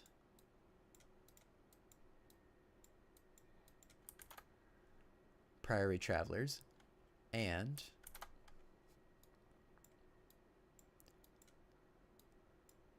deactivate.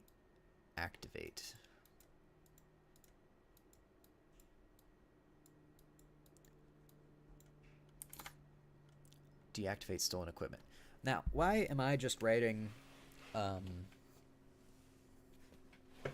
verbs, right? What's so important about verbs?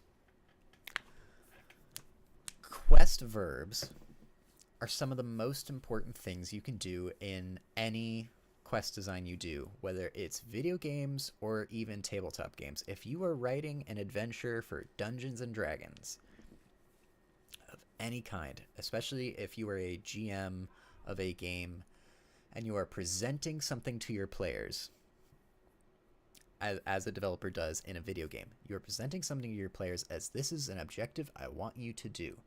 Strong verbs are really clear. They help really clearly define what does the player need to do. So, clear rock slides and growl paintings. Not the strongest of verbs on this list, I'm gonna be honest.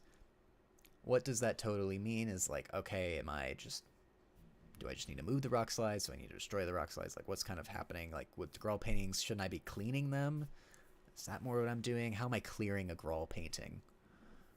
Maybe that's not the best one on the list. We have destroy growl effigies. That's a much better verb. Destroy. Okay, that's a really clear connotation to what we're doing. It's really clear language. Need to destroy an effigy. So we break something. We attack it in some way. Assist priority travelers. Again, slightly weak verb. I know as a more experienced player, and this is a level 29 quest, so I don't know if a level 29 player might know this off the top of my head, but I want to think that they would. Assist priority travelers more than likely means you need to revive them. Probably means you need to revive these priority NPCs.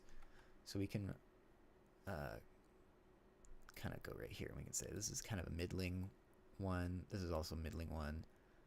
This is a really strong verb. Deactivate, I think, is also a pretty strong one. That's pretty clear of just like you need to deactivate the thing. Now it's weaker in the sense of how do I deactivate it, but that's kind of a puzzle for your players to discover. Like that can be a fun thing for them to discover of like, okay, I know I need to deactivate this, which means it needs to stop working. How do I make it stop working? Is that through brute force? Is that through cunning? Is that through some other means? So these two pretty strong. These two kind of middling verbs. They're not bad, I wouldn't say.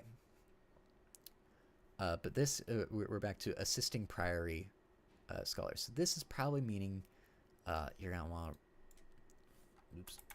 You want to revive them.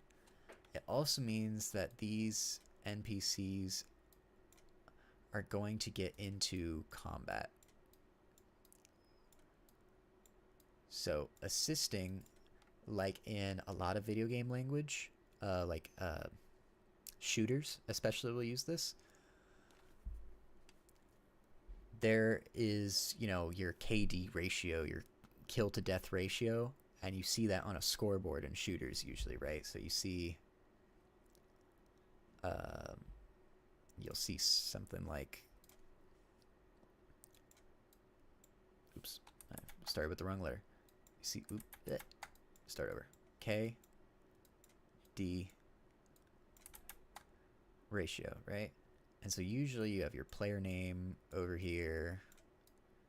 Usually you have your friends down here. And then maybe over here somewhere you have the enemy and you can kind of see their side of the stat board too.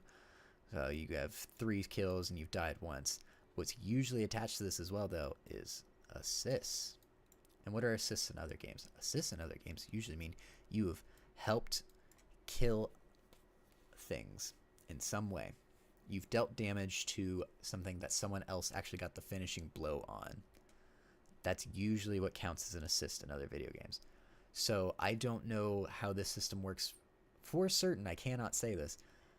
But if we're saying assist priority for this quest, probably means you need to revive them. And probably while they're fighting things, if you help them to fight the thing, you are assisting them. So if you kill the thing along with them, that will also get you XP. Now, how accurate that system actually is, I am doubtful of. I'm pretty sure if you just go and kill Grawl, you'll probably get progress towards this quest. Let's clear some of this out. Right? Now here we have another case of this is going to be an interactable.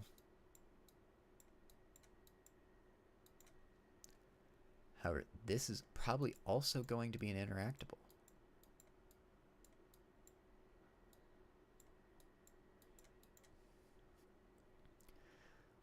Destroying something is going to be those destroying of the inanimate objects like we kind of saw before. So this is objects. So if I'm a player and I don't really want to be killing Grawl, but I want to use my abilities and do cool things with my character, I can destroy objects. We see this time there's no prereq, right? I don't have to get a disguise kit. And the disguise kit for the other quest is kind of supplementary. I'm near certain you can just go and do all the same things we did with the without the disguise kit and still get progress towards the quest. Maybe the disguise kit is adding a bonus to XP though, to encourage that interaction with story. But at the end of the day, it's something for the story players, the narrative players, the ones that care about that role-playing aspect. That's something for them to interact with especially. Now, similarly, these two things, probably the strongest story things, and maybe also deactivating, because we are deactivating stolen equipment. So the Priory is about creating cool new tech, right? So that means the Grawl have stolen some cool new tech that's dangerous and we don't want them to have, so deactivating it is interacting directly with Priory stuff. This is interacting directly with Priory. You are assisting Priory. So you get to interact with that faction. Clearing this kind of interaction here is less really like it's connected to the story in that you are getting to clear Grawl paintings, and so you're getting to see kind of lore, visual lore into the Grawl, right? You're seeing this is more a lore kind of story thing. It's not to do with anything to do with the core story of the game that we are playing through right now on the streams lately. Not so much to do with the Priory directly or the dragons directly, but you are learning about a common monster in the game of the Grawl who have some form of overarching story to them and background to them. So that's kind of what this clearing is doing. Destroying objects is, we already talked about the kind of combat-esque thing, but maybe you don't have, say I'm bad at combat even. Maybe it's not even I have a emotional connection or a story connection to Grawl in some way. Say I'm just bad at combat. I don't like it in some way. But I want progress towards this quest. So I can do these things, but say that maybe none are in my direct area, but there's a destroy object thing. I can go and destroy the object. I know how to press the keys to do the combat. I just may not like it. That will give me progress towards the quest still.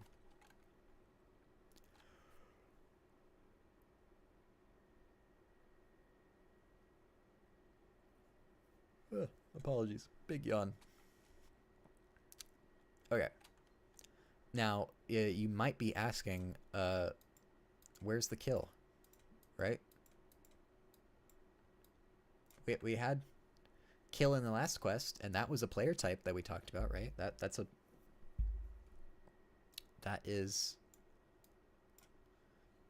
player type here of we want combat, we want to kill things.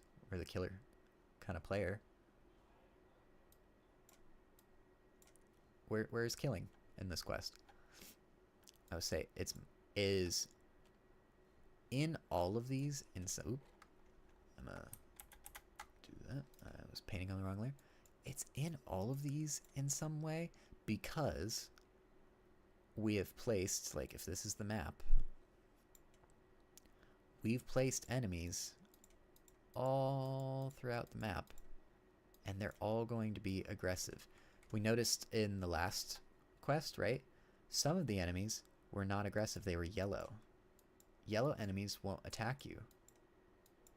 You have to attack them to aggro them first. This one, I can almost guarantee you, they're all going to be red, which means they attack you on sight.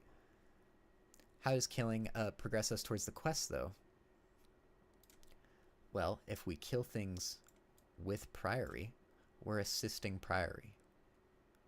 Right? We talked about that KDA. We're assisting them. So that's going to give us the progress towards the quest as a killing type player. So again, this isn't like your traditional MMO quest design of there is one thing to do and effectively one way to do it. Some MMOs might give you two, or they might give you some sort of choice, but really it's kind of a branching choice that is still a linear path of like, okay, you get to do either kill the guy or save the guy. Either way, after you kill or save the guy, you're going to keep doing the same thing afterwards.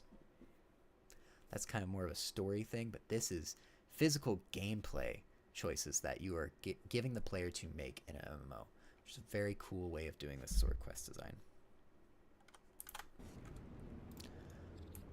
Alright, now let's go and see if we can find everything to do in here. Oop, I don't know what I killed there. Okay, so this is interesting. So the rock slide wasn't an interactable, it's actually something for us to destroy. And then what happens when we try and destroy things in this game a lot of the time in these quests? It spawns enemies, and they're red enemies.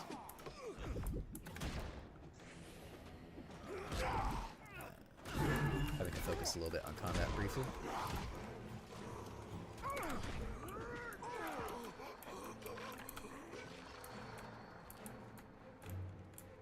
And then this is a Grawl painting. So let's... You can kind of see. This is some sort of symbol, right? And yeah, we just wash it up, clean it up. And what were we talking about of like, oh, I'm a killing player, I need to kill things. Every time I'm interacting with this stuff, there is nearby a Grawl of some kind that wants to attack me.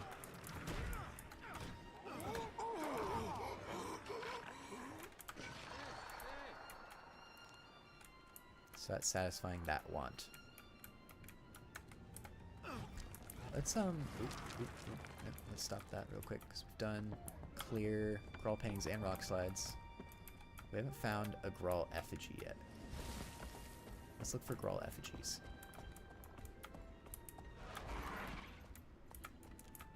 Oop, here's some stolen equipment. That's part of the quest. Deactivate the stolen equipment. Alright, we did that. I bet this is a bit of stolen equipment. What's interesting, right? This apparently stolen equipment that is dangerous for the Grawl to have.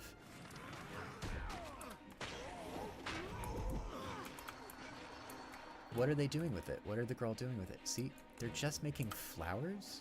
They're making flora with it. Which to me is telling of their kind of story. That maybe there's more than meets the eye here. Maybe the Priory aren't entirely good. Because we can see every time we see one, it's just flora. Alright. Does reviving this hunter give us XP? Let's find out. Or not XP. Progress towards the quest.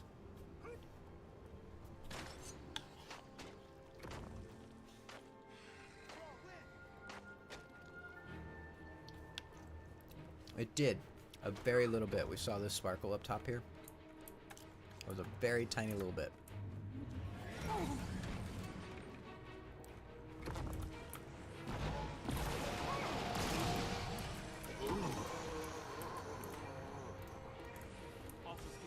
Disoriented, confused. I feel furious.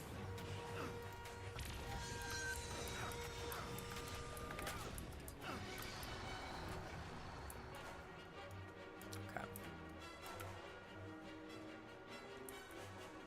Oh, there's an effigy.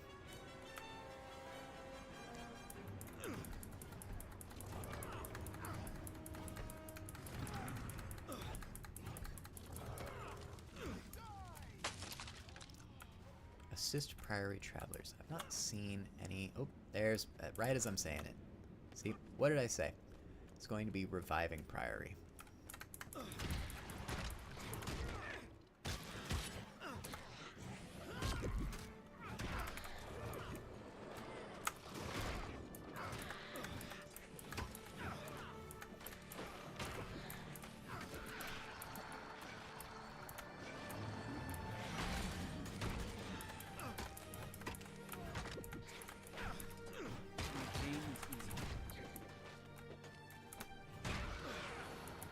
accidentally attacked this Moa. I'm so sorry, Moa.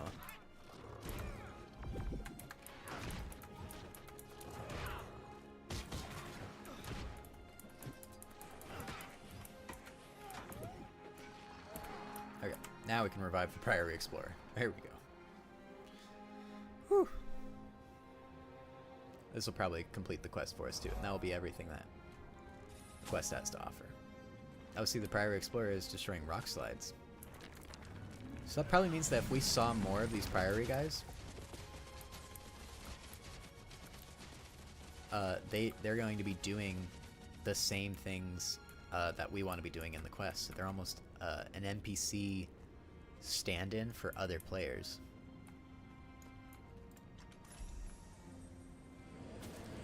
Back to Grawl and Smith. The road to the German Priory became safe for travelers again, and with no more cave paintings or effigies, the Grawl will leave us alone for a while. On behalf of the Priory, thank you. Good work.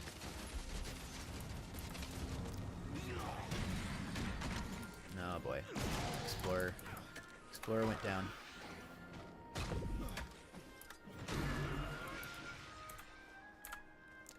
I'm just gonna resurrect him again. We got a new spear.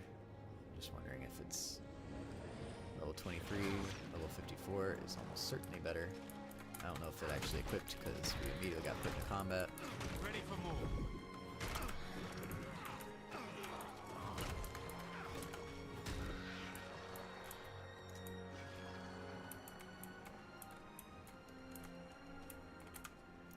He died again immediately.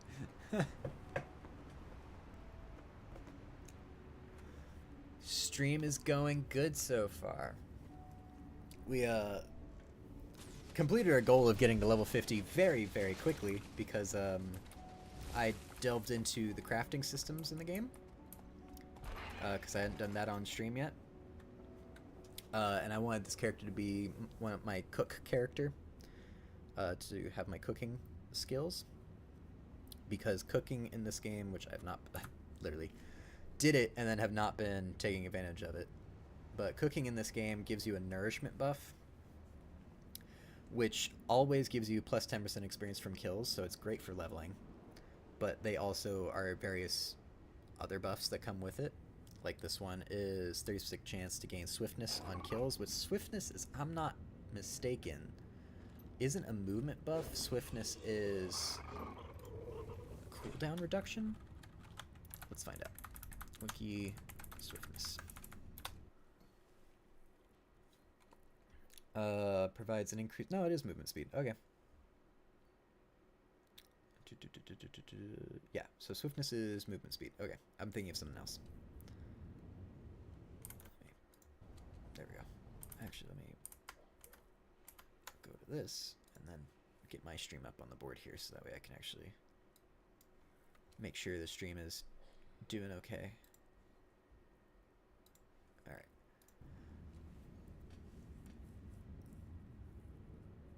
Yeah, it's an almost always should have. Like, it's a constant uptime thing. And they actually have a really good way of reminding players to do it in that we have our buffs down on this bar down here. They line up here.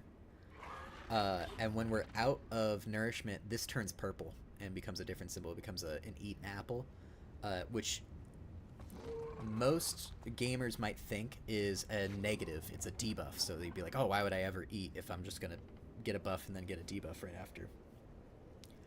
But what it really only is, it's just a UI effect to be like, hey, your nourishment's gone.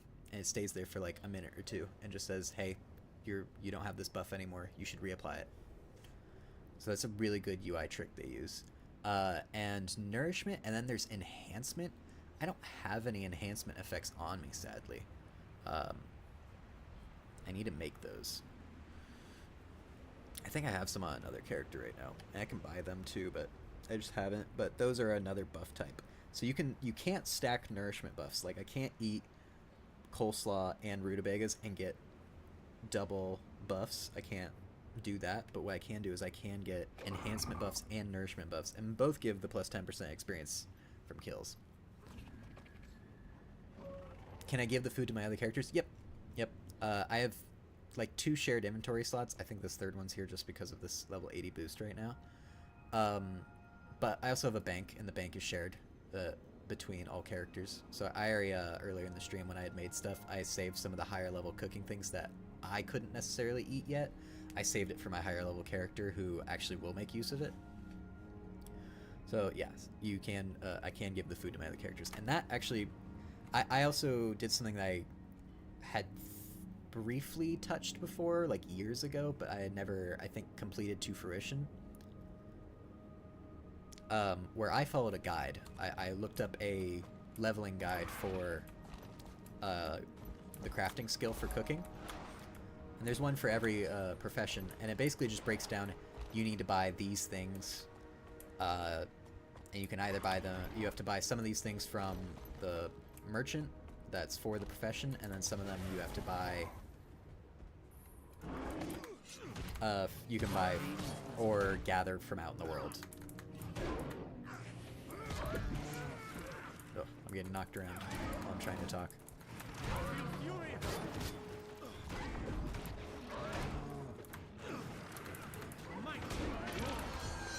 Okay, there we go.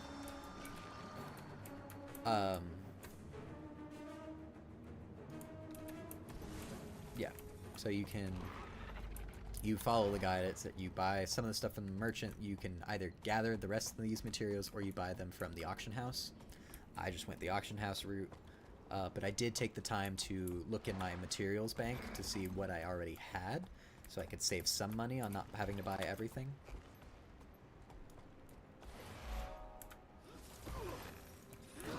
Oof.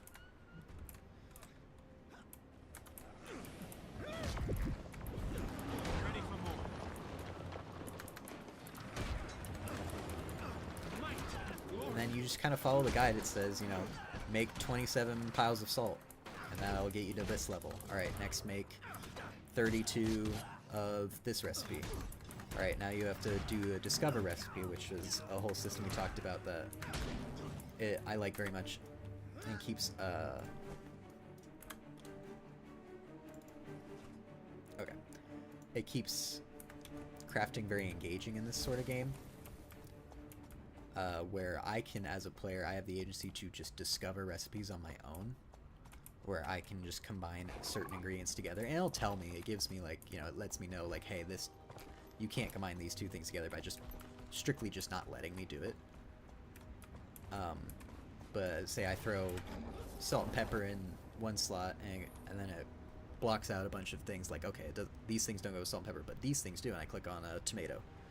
And it goes, oh, okay, you can combine a tomato, and it'll show me a symbol like, hey, this is actually a recipe that you don't know. It'll be a little blue symbol. It's like, hey, you don't know this thing.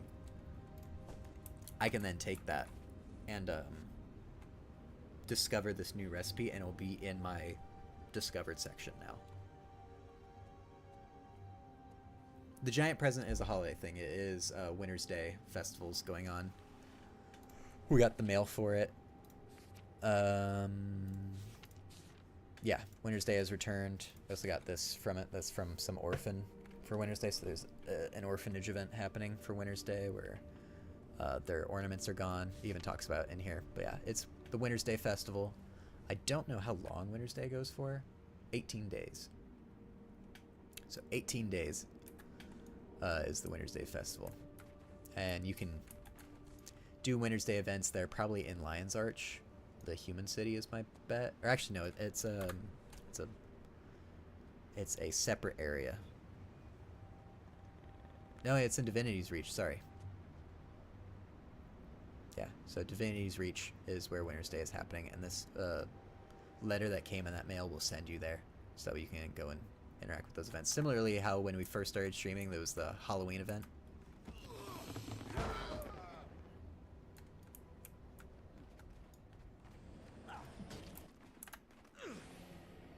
Someone hit me. Oh, no one hit me. That's bad.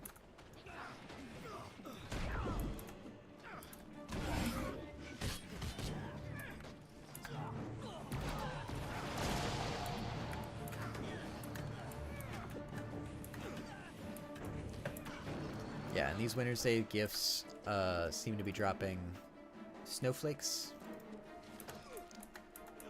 which is similar to the candy corn. It's a crafting material and kind of currency for the event. The apple cider apparently is spiked, so I am intoxicated currently. So I have a lovely effect on my screen of being intoxicated. I've just been walking in the map whilst talking, and I think I've been walking the entirely wrong directions for what I've been wanting to do. So, let's take ourselves a nice walk back. But yeah, so we got nearly 10 levels. Because I think we did a quest or so before we started doing the cooking. Or no, we did events. We did some events around the area because I want to do some events for the dailies. So we did some events briefly that were just in the local area. And then when there were no events anymore,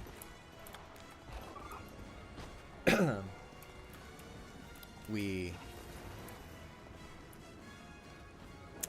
did crafting. We went to Lion's Arch and we leveled up all our crafting skill of cooking. And so when we got to Lion's Arch, we were level 45, and we got to level 54. Got to level 54 from just crafting. This ice elemental is being a real pain. Alright, this is a event where we have to catch these crystals. See, they get fired out, and we see these telegraphs on the ground. Ooh, we failed the event. No bueno. But yeah, you catch those crystals, and then you have to run up carrying said crystal that you've just caught, and slowly break the shield. Now open up a bigger rift, which leads to a group event where you fight this big monster. That's the right direction, right? Yeah. Yep, going here. Okay. Keep following the road. Don't drink and ride, you'll get lost. That's good advice. Sage advice.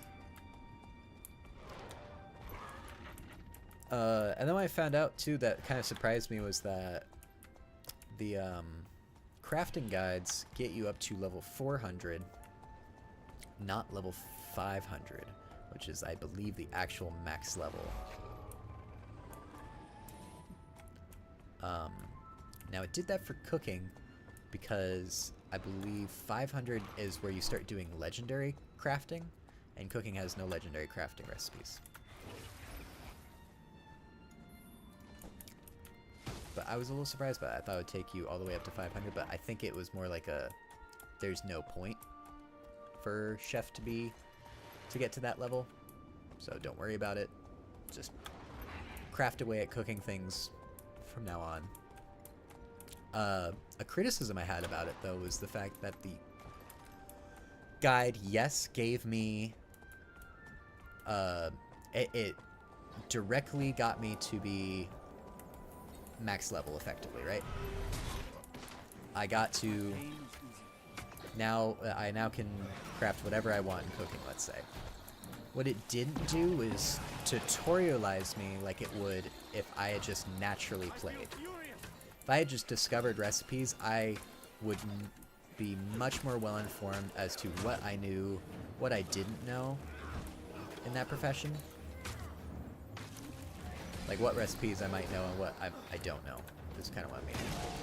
And which recipes are good.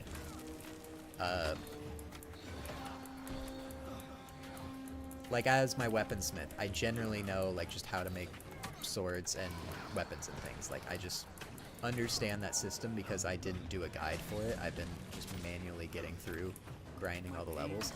It's very inefficient the way I've been doing it because I was able to level 0 to 400 in cooking in half an hour, right? But now I don't know a lot of things in cooking, and I ended up like not being able to make a whole lot of stuff afterwards because I was like, I used basically all my materials to level all that up, so now I just can't even experiment. So I have to build back up kind of my materials and my supplies.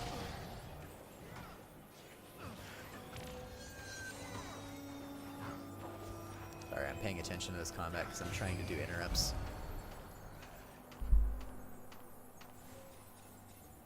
Yeah, it was definitely an efficiency situation where it was, you know, we get you from 0 to 400. Bam. Buy these things, do these crafting recipes in this order. Bam, you're done. You're at level 400 now. Which is useful. That is honestly a very useful thing still. But I just realized, oh, I don't really know what I'm doing with cooking now. Ugh. I'm being attacked. Freezing. I feel furious.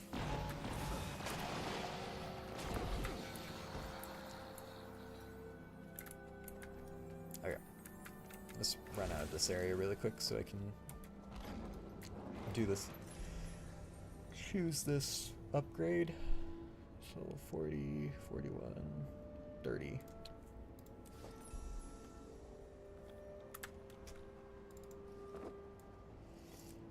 Okay.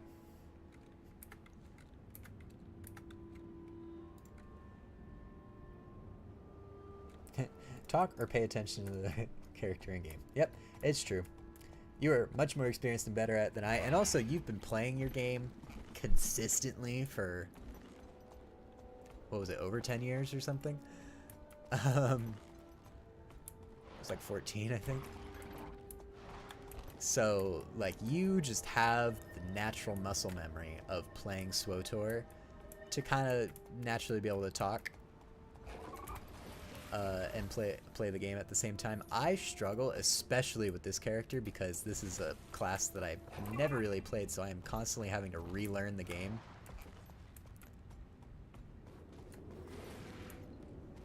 Or not even the game. I'm constantly having to relearn how this class works. Oop.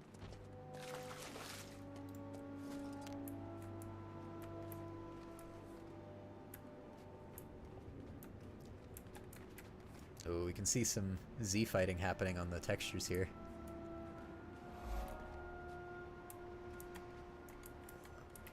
Is it only from certain angles? Like if I back up, is it happening? Okay. My hypothesis is, because it doesn't happen when I'm up close. I'm probably wrong in this hypothesis, in all honesty. I really am probably wrong here. My hypothesis is that the reason the Z fighting is happening is something to do with the LODs. As in, like, the further I get away from stuff, the less detail it's going to have to save on resources. So I think the Z fighting is happening from the LODs. Muscle memory kicks in a lot for it, so not thinking about it lets me think of other things. All the way down to my toolbars are essentially the same between characters, at least for skill categories. Yeah, see, yeah, my action bars are just, yeah, they're 1 through 5 and 6 through 0, but they're just entirely different skills, except for I know 6 will always be my heal, and 0 will always be kind of my big skill, like my big ultimate in a way. LODs are your first guess too? That makes me feel better. For those that don't know what Z fighting is, the polygons are kind of overlapping with each other, and it doesn't know which one to put up front when we're looking. It doesn't know what's on top and what's on bottom because they're directly on top of each other. What's interesting is that it's happening on like the wood, and it's giving it the ice texture.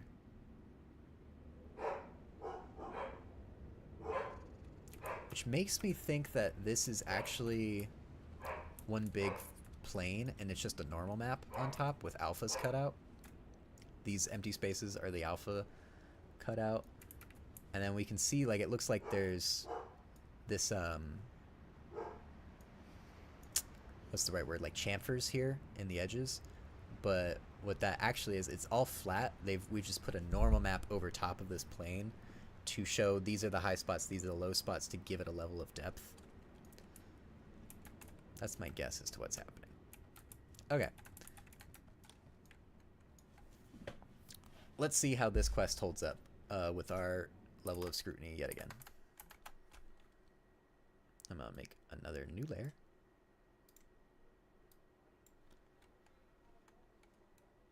We're gonna write quest. Okay.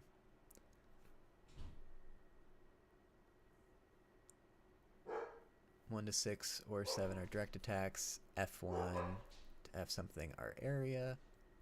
Mouse for stun break and interrupt. Yeah, I know. I kind of want to rebind some things to my mouse keys, especially because I just tend to have to click on 7 through 0 here. I can usually reach 6, but pretty much this whole side of the bar I end up clicking. And especially for things like 9 here, which is my interrupt skill, I kind of want that on my mouse so that way I can like quickly hit it in the moment instead of being like, oh, I gotta hit my interrupt, click 9. And by that point it's usually too late, so I tend to have to like hover like right here over 9 and then like quickly click it when I think it's ready. Yeah, 9 and 7 especially, because 8 is just kind of a damage spike and inflicts vulnerability on them too. So yeah, but the thing is that if I change this, I don't think it'll then change for all my characters. I don't know how good that's gonna be.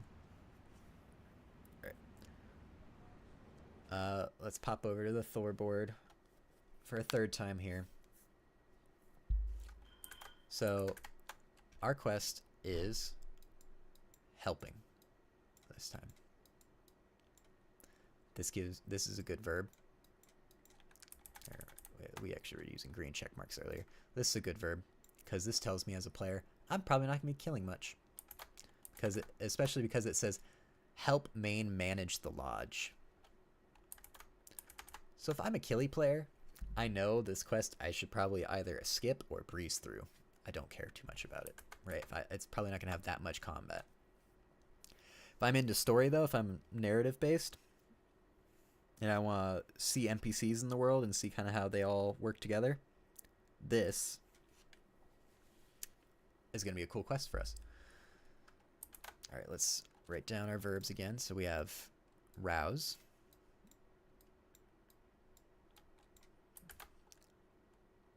I'm going to write this in 2 words because this is take orders.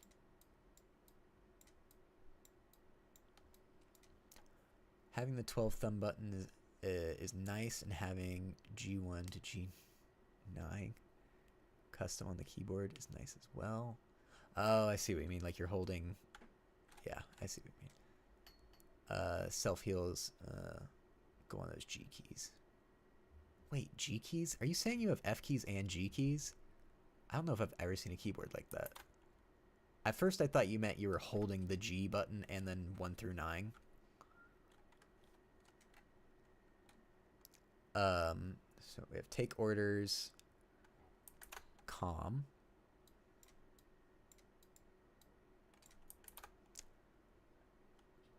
protect,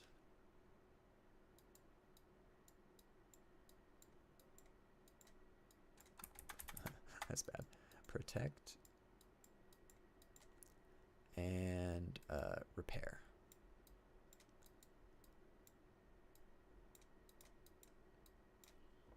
Right? These are all the ways we can contribute to this quest. Now, we were talking about, in the first quest that we did this with, availability of things to do, right? And that, you know, if I have so many wolves to kill in my quest, and too many players killing too few wolves spawning, I can't do my quest. That sucks as a player. But we give players more options as a way to complete one quest, and this has the most options so far. A Logitech G910. I'm a really quick.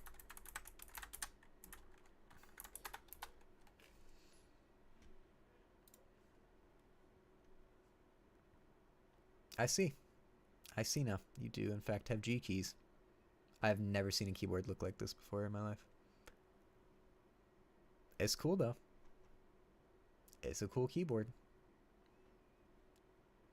Right now I'm debating whether or not to ask people for Christmas to buy me a keyboard for my day job, just so I have a fun keyboard, basically, instead of the default crappy normal office keyboard, because there are people in my office that have switched out their keyboard for a nicer one. And I'm very tempted by it. But yeah, so we have that availability again, right? And so now we have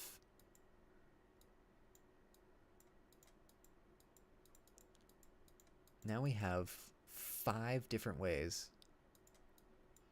We have 5 ways of completing this quest. From rousing, repairing, taking orders, calming, and protecting things. So if we read the actual quest here, it's rouse drunks.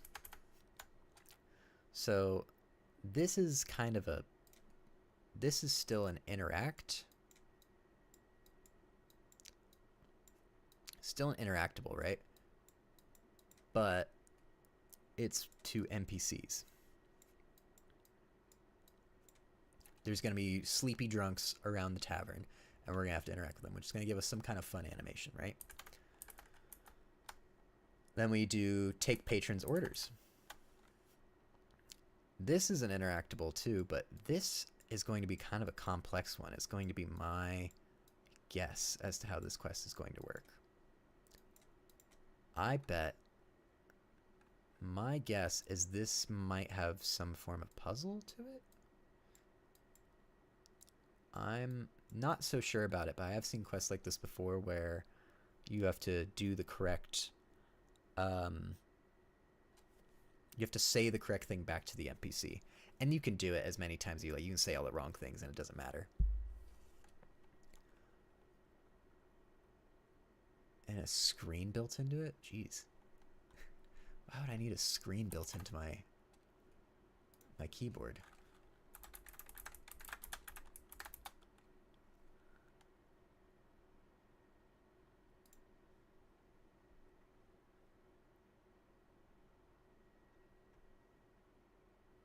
Yeah, it does have a screen, and it has like play buttons and and fast forward and things. Like what would you play on the screen? What shows up on the screen of the Logitech G15? I must know.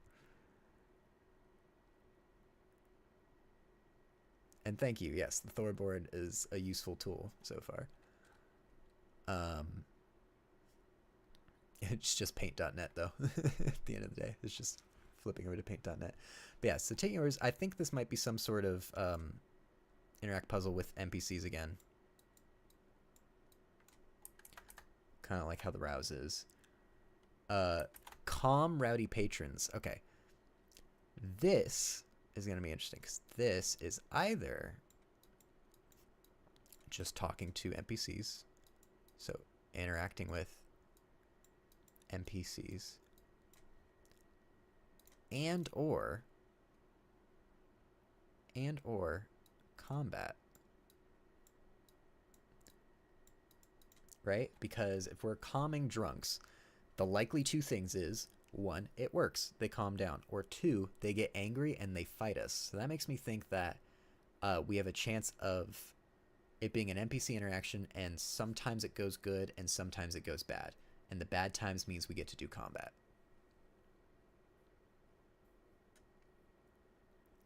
You say need as if it was a bad thing. I just want to know what played on this screen. I'm just infinitely curious as to what, because it's not like it's, for anyone wondering, it's not like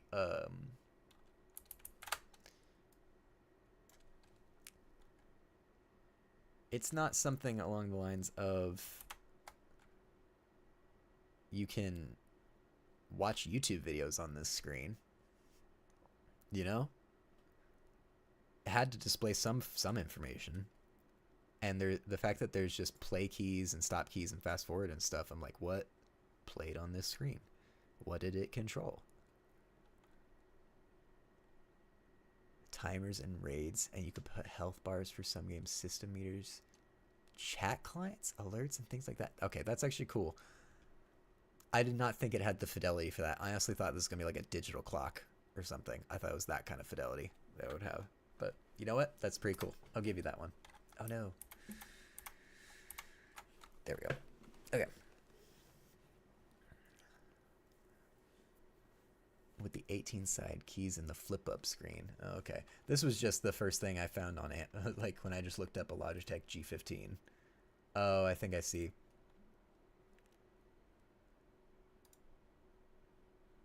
I think I found a picture of it.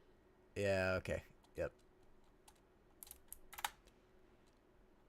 So for those wondering. Oops. For those wondering, this is what Deconstruction Gaming is talking about. And yeah, you're right. He does have damage meters and stuff in here, and he has stats right here. What was that? Damage? Does that say missile? Power and crit is what it looks like. The second version was not as good. Well, clearly, I mean, look at this thing. Same deal, but the flip up screen. I see a lot more G keys for sure. I can't imagine having keys like right there. Like, it would be useful, don't get me wrong. I'm just saying I've never seen a keyboard until now like this. So that's fascinating to me to have keys like right there where I just quickly flick over with my pinky to grab. It was a huge keyboard. It looks huge. Pretty low res screen. It looks low res, yeah. But I mean, yeah, it still is like a good keyboard. Sorry, I was hearing like stuff out my back door for a moment. I was like, is there something rooting through my flowers? Next in the quest we're talking about is Protect Doliacs. This is certainly combat. I will say certainly because we already have some quest progress on this one, and it's because we fought one thing that was fighting a Doliac. No, please don't be sorry for interrupting. It's fun to try.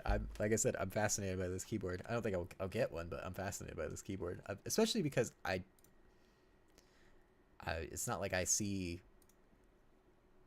keyboards with G keys lately, right?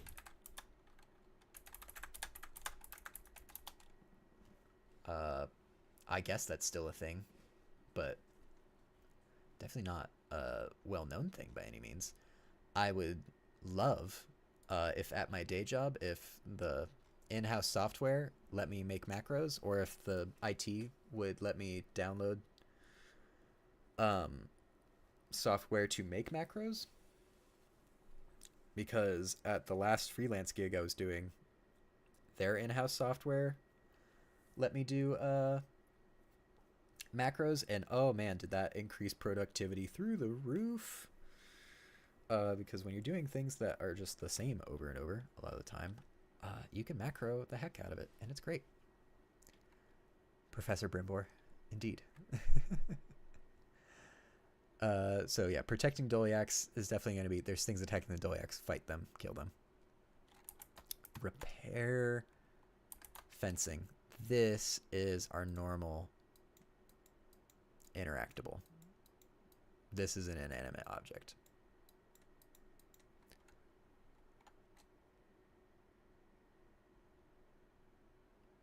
Both G15 and G910 kind of discontinued, or not really a thing. The thing that comes up when you look up keyboards with G keys is Corsair keyboards, by the looks of it. This seems to be the top thing, is a Corsair K55 I see multiple of, and a Corsair 100. So for anyone looking out there for G key keyboards, as we've just discussed, there you go. Go look for Corsairs. Not sponsored.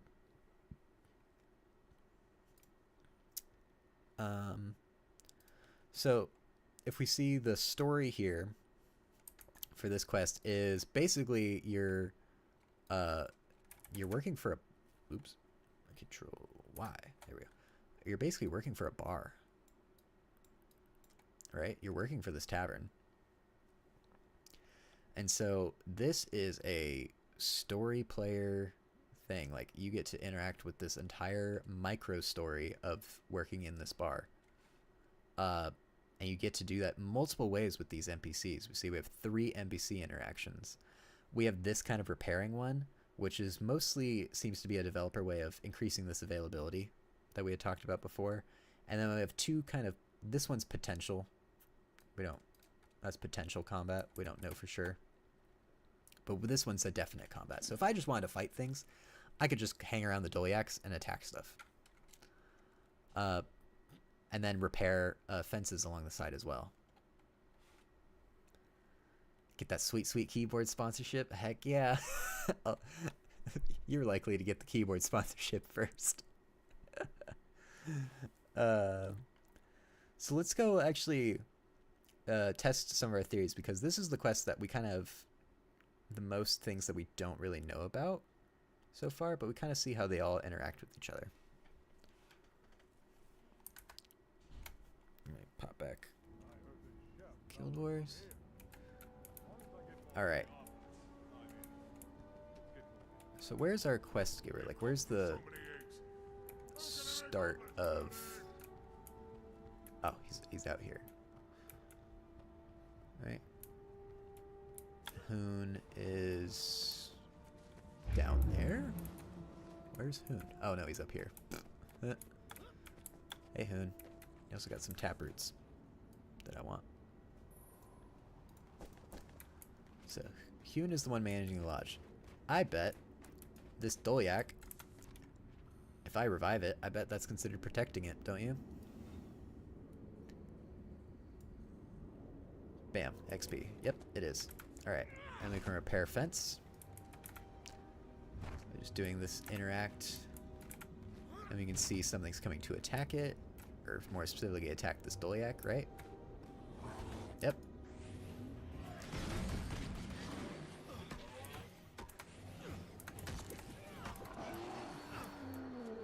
But we can repair these fences. Which, it's nice that it's a quick interact. Alright, and then we have a passed out drunk, which we can't do anything with. Oh, but how do we rouse drunks? What's this I see?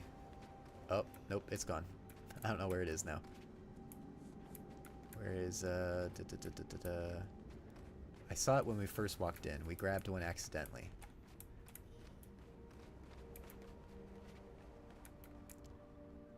No problem, man. We're looking for a bucket of water. That was something we accidentally picked up earlier. Was a bucket of water. Alright, well, while we're doing this, let's... I pray to the spirits, but they rarely answer. This is a bad time to be traveling. Calm rowdy patrons. How do we calm rowdy patrons? So, this is... There is a puzzle here. Oh, there we go. Here's a bucket. Oh, see, ordering patron. Alright. A nice brown ale. So this isn't a puzzle. It's exploratory, I want to say. Oh, see, here we go. I got myself a little brown ale from there. The spirits of the wild welcome you. Gave it to the ordering patron. What do they want? They want some meat sticks. So let's go to the kitchen here. Meat stand. I got myself a meat stick. There we go. Now let's grab this bucket of water real quick. Oh, see, what did we talk about with availability before, right? El Gran Chucky here is dumping water on passed out drunks, meaning that I couldn't do it anymore. So I could do instead is protect that Doliac or take more orders. I'm choosing instead to go find more passed out drunks just because I saw these two out here and I didn't think that he would have gotten those guys as well.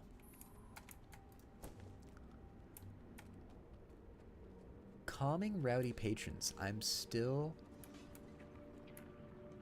want to know. I'm going to do this because this is, I think, part of Winter's Day.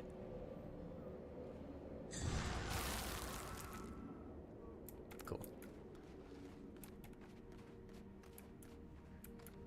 How do I calm the rowdy patrons? you need it, I have it. Where's your apprentice? Oh, I see.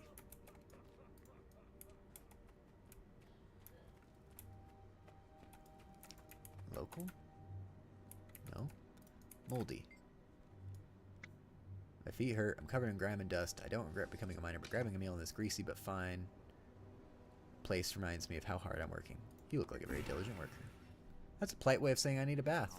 Well, maybe I do, but I appreciate your tact. And yes, I'm a hard worker. It's the only way to go about life. So, Rowdy Patron, would you like a meat stick? Can I hit the Rowdy Patron? I can't.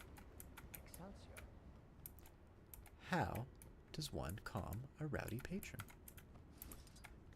Is it with beer? Good hunting. Well, I'm a drink in front of you. How about that? You need something? Oh.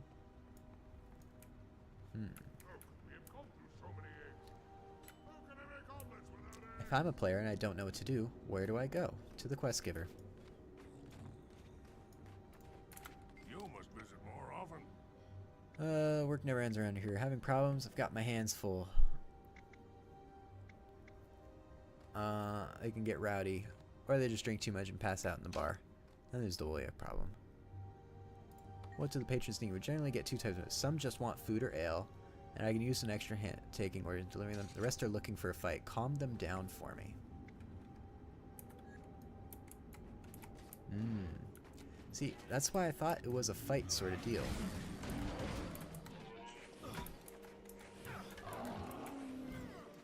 But I can't seem to fight them.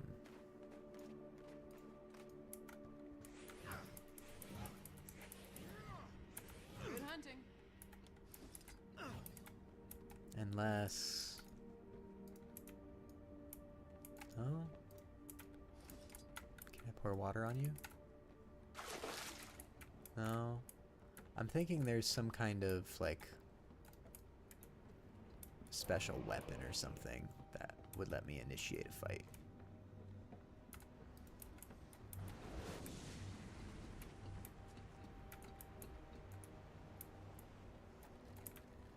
Do you have something?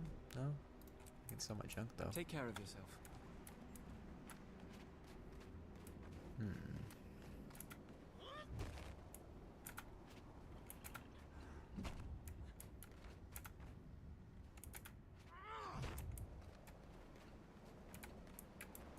I'm thinking about, like, what else could be going on here.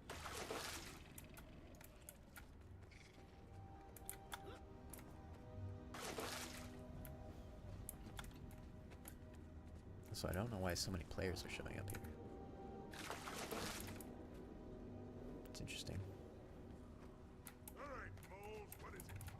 I know you ain't here for a... Oh, here's an event happening. Yeah, look at me being all hot. Leave before I scramble your eggs. Sure, I'll handle this. You don't own the griffins or their eggs, and your people tried to kill me first. Ah, I smell a fight brewing. Nope, invulnerable. Okay. No one threatens Lorella but me. You want her? You'll have to go through me first. Shogun! Ready for more. Looks like everyone's doing events here because of the weekly.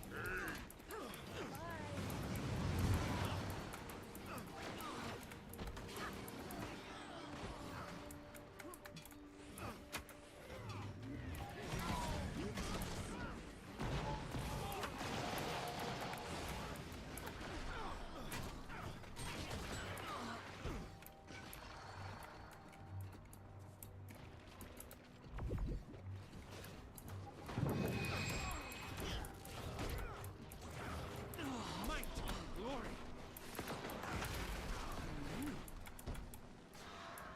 You think All I'm right. scared of you? Ready for more. Fighting Use Dredge also is not giving us quest XP, I think.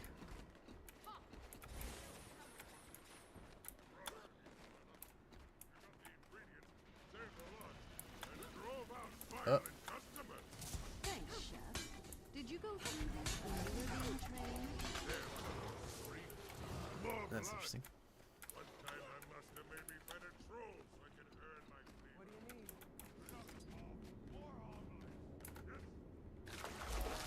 There we go. Completed the quest.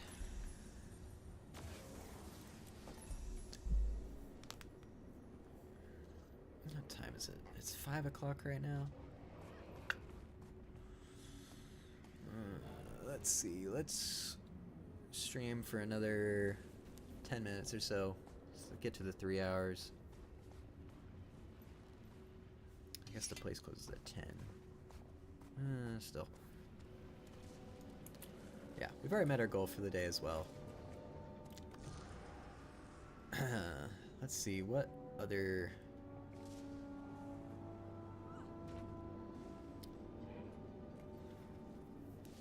Let's see where we want to go. So we want to do Virtuoso eventually. Apologies. Outwitting your foes. Doesn't really tell me what Virtuosos do, though.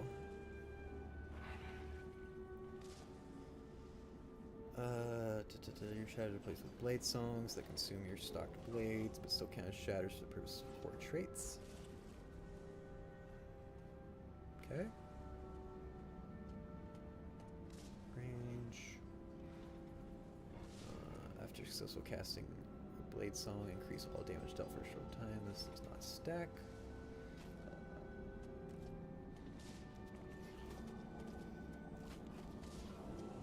Okay.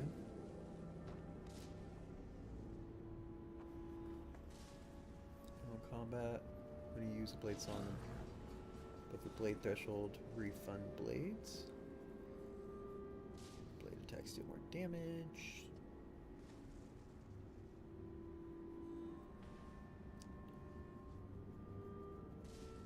Okay, this just seems to be fairly damage focused, but also there's some Aegis things I'm seeing. Getting some boons.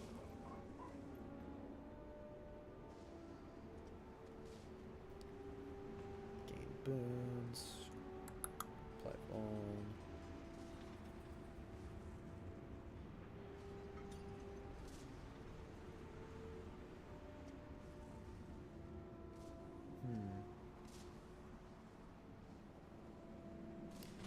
So I'm thinking this is so damage focused.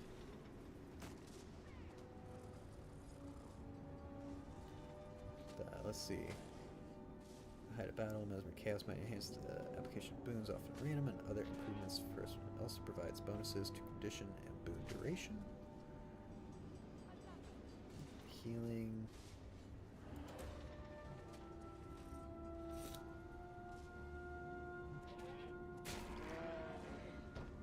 Let's go down chaos magic, why don't we? First, let's grab this last mantra. Which, what is... No, okay. Let's grab that last mantra.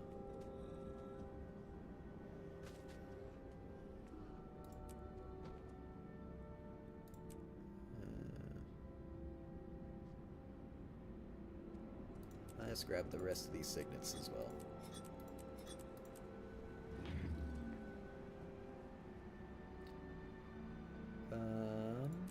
Did I want any of these?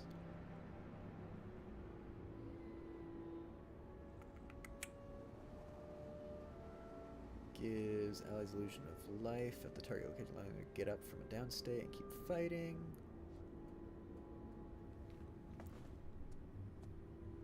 Yeah, I don't really like any of these.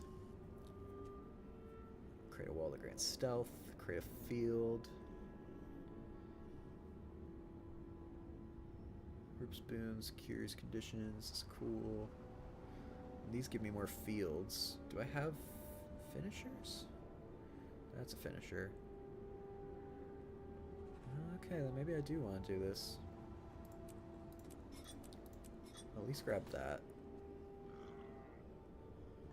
Dome around your foes that reflects projectiles. That's interesting. but then we're just gonna dump everything else into chaos. Awesome. Sure, grab that last one.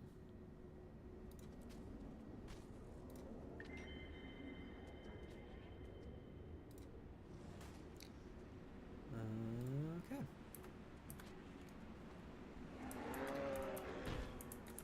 Ready for more. Gotta resurrect the poor Doliac.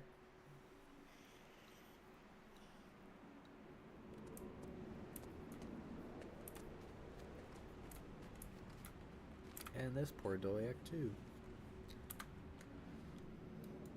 Where's the next quest we can do? We're gonna fast travel.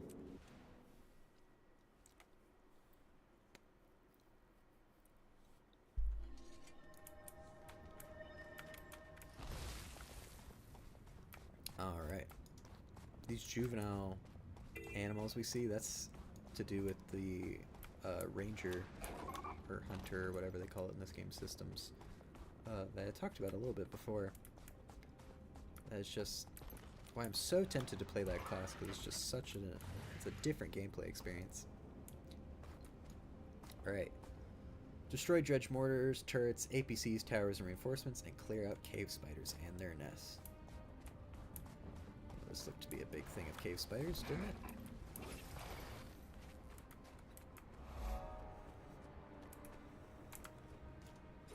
The other thing about juvenile monsters is you cannot attack them.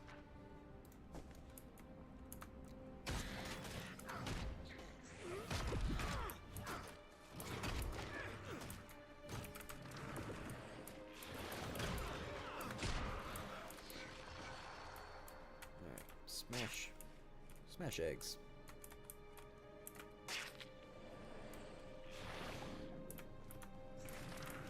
Might and glory.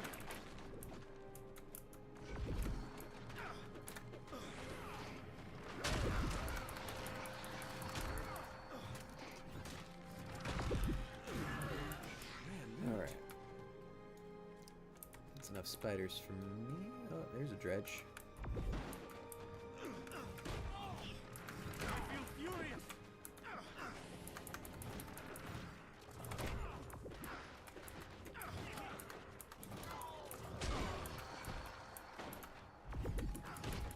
Ready for more.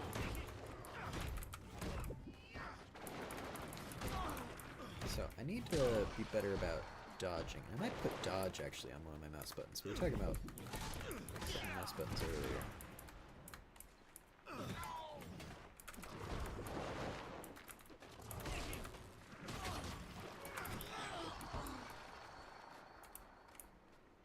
Okay. Oh, here's a dredge APC.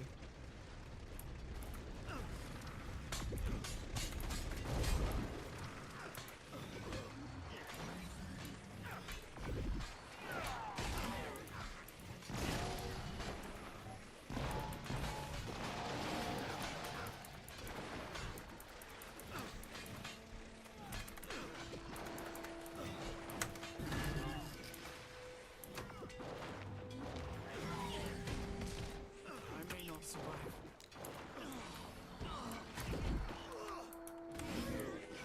My pain is easy. Starting to get the hang of this right at the end of playing.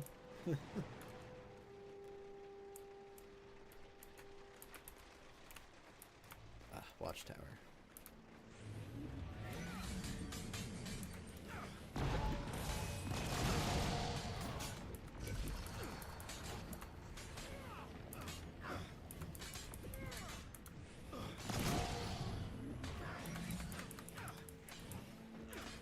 Ready for more.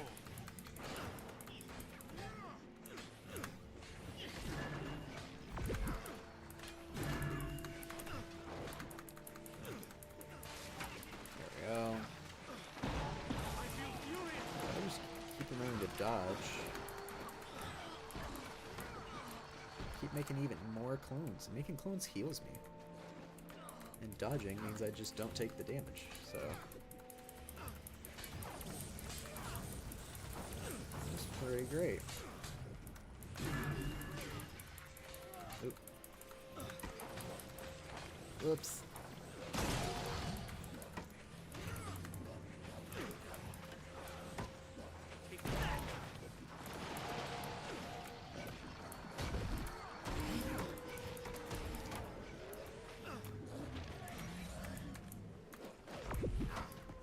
Ooh. Too many wolves. Kill this wolf. Kill that wolf. Ready, willing, There and able. Ready for more. Heal. It didn't heal in time. Teleport over there. Someone help me. Did it.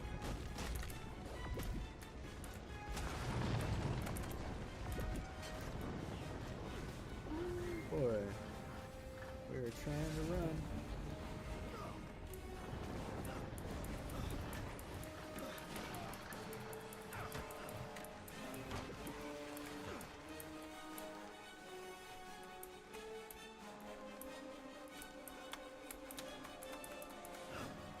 Oh man.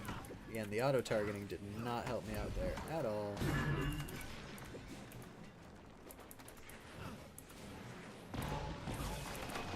Oh, I'm just aggroing too many dudes. Ready, willing, and able. Alright, well we did the quest, so let's run.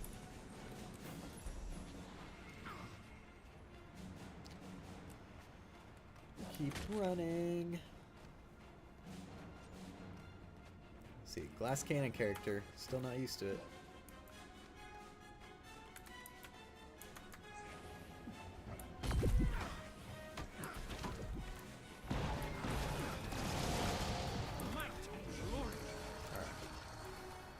Whew. Did it. Jeez. Just run immediately into an event. This is how the game keeps you playing. You're never allowed to leave. There's still more to do.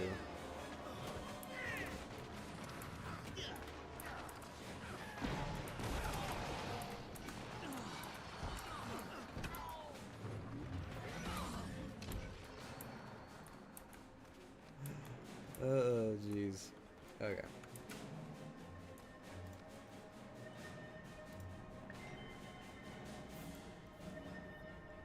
Whew. Okay. Well, to wrap up the stream, where is... Ah. See it all the way over there, huh? It's gonna make me walk all the way over there, huh? Alright. To wrap up the stream, then, we're gonna go for a nice walk. That will be our last thing we do. We get ourselves to where we will need to be for next week to do the story, and we'll stop.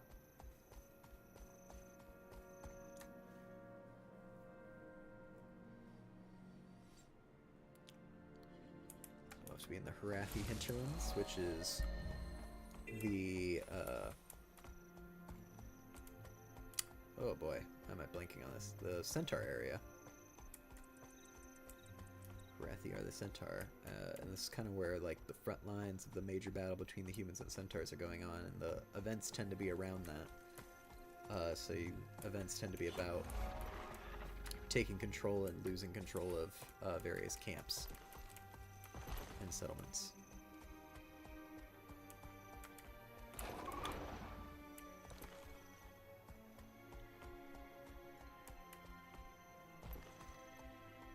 Ugh. I hope this stream has been entertaining. We've gotten to delve into some of the quest design in Guild Wars, which has been very fun because I do firmly believe in the kind of innovative nature of the quest design in Guild Wars, and I don't think it gets talked about enough. I think it's probably one of the things that has kept this game as fresh as it is, and given that it came out over a decade ago, I believe it came out in 2012.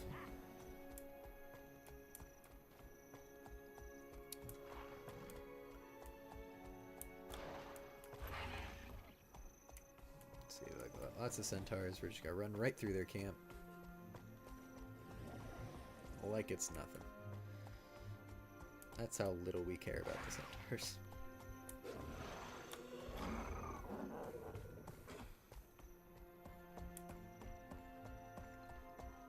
Let's go grab this waypoint up here, because it's going to be semi-close to where our quest is, that's my guess.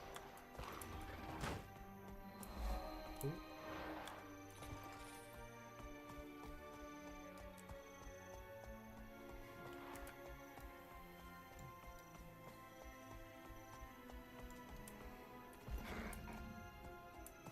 Ooh boy.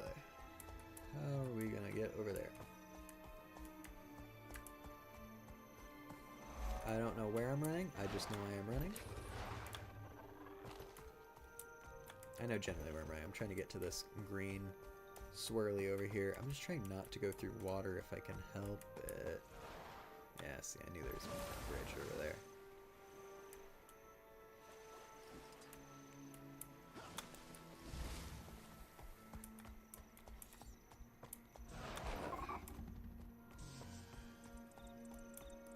There we go. Another waypoint. Perfect. Now my bet is that we're already most of the way to level 56, right? But I doubt that we'll be able to get to level 60 in just the story. My bet is it'll get us to level like 57.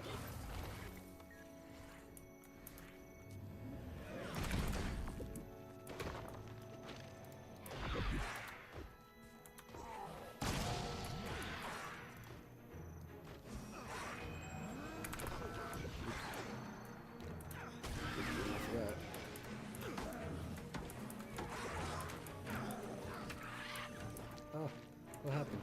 Why did my targeting go off?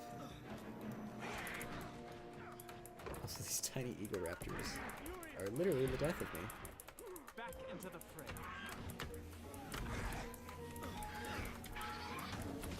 I may not survive.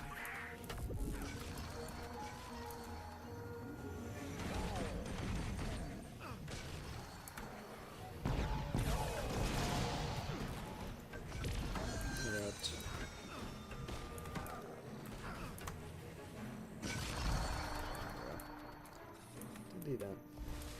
Gave us a hero point. Gotta love it.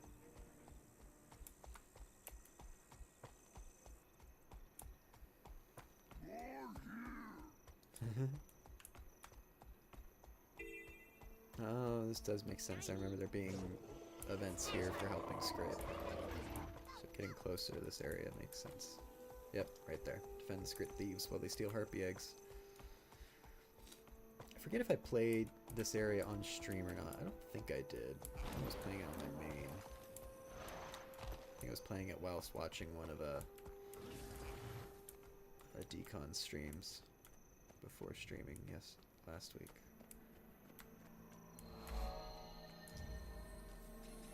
Alright then. Just to also take something else off the list, let's fix our character's look. Looking for grape gum.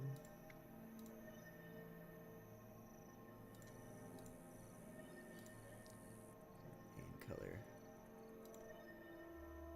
Oh, this midnight fuchsia is also pretty good, so let's see if we can... Actually, that looks good there.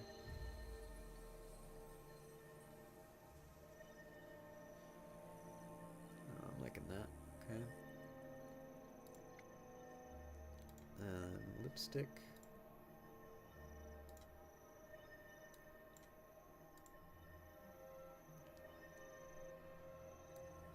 Royal Rose, so we can see. Kind of blends a little too much there.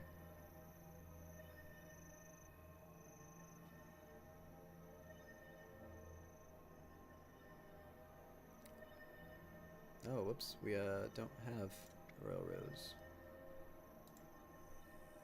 We also don't have Grape Gum by the looks of it. So let's get to doing that.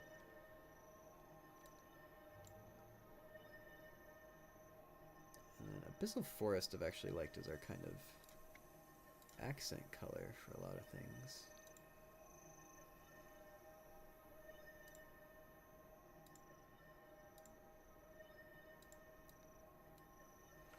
Yeah, I'm liking this. This is pretty good.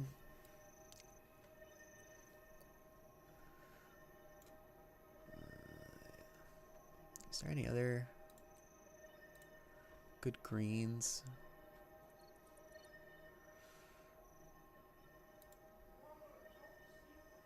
Midnight olive, evergreen. Let's see.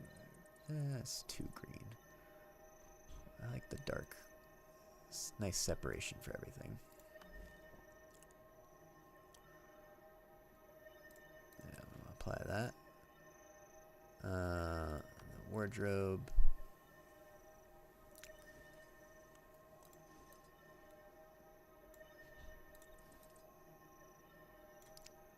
I think I'm not going to worry too much about this side of things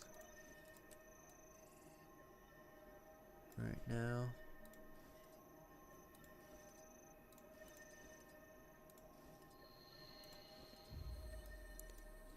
Because of, what the heck are some of these masks? And they float off the character's face pretty harshly.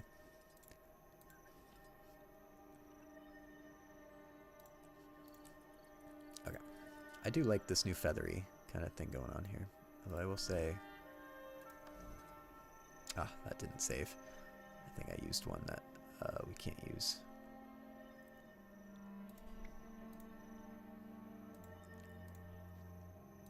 Just do it like this real quick. There we go. Although I did kind of like the more bright here. Ah, yeah, I like that. That's nice. That's good. Okay. Wardrobe. Oh, whoops, there we go. Yeah, I like this conjurer mantle.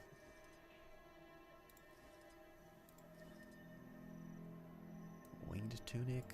Nah.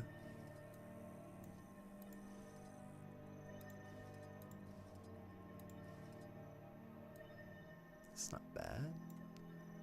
I kind of like the magician's one though.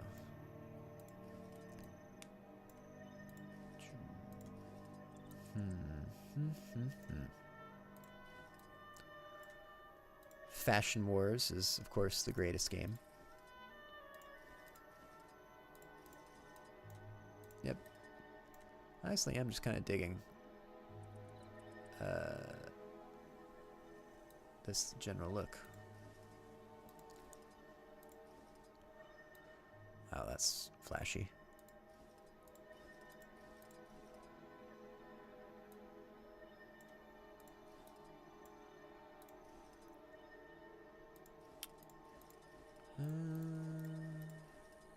Yeah, I think I'm pretty happy with these, honestly. I don't think I want to change any of my skins on this.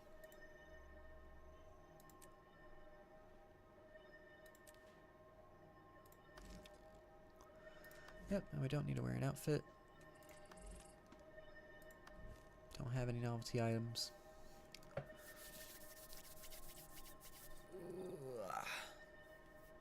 Man, it's only 5:22 and it's almost dark out already.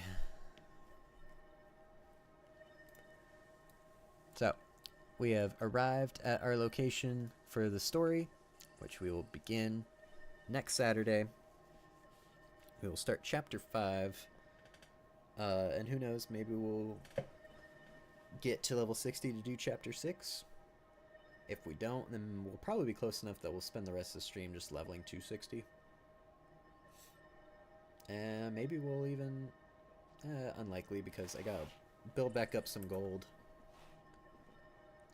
It cost us like 5 gold to do that whole cooking thing that we did. That's what I want to do. That's what I wanted to do.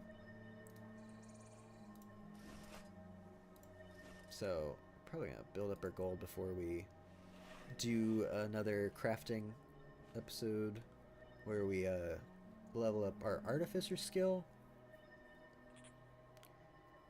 Or maybe I will just do some grinding off stream for a bit. It's very possible. See, this happened way earlier on in the stream where I tried to equip this and then got put into combat. I was like, I'm gonna forget, and I forgot.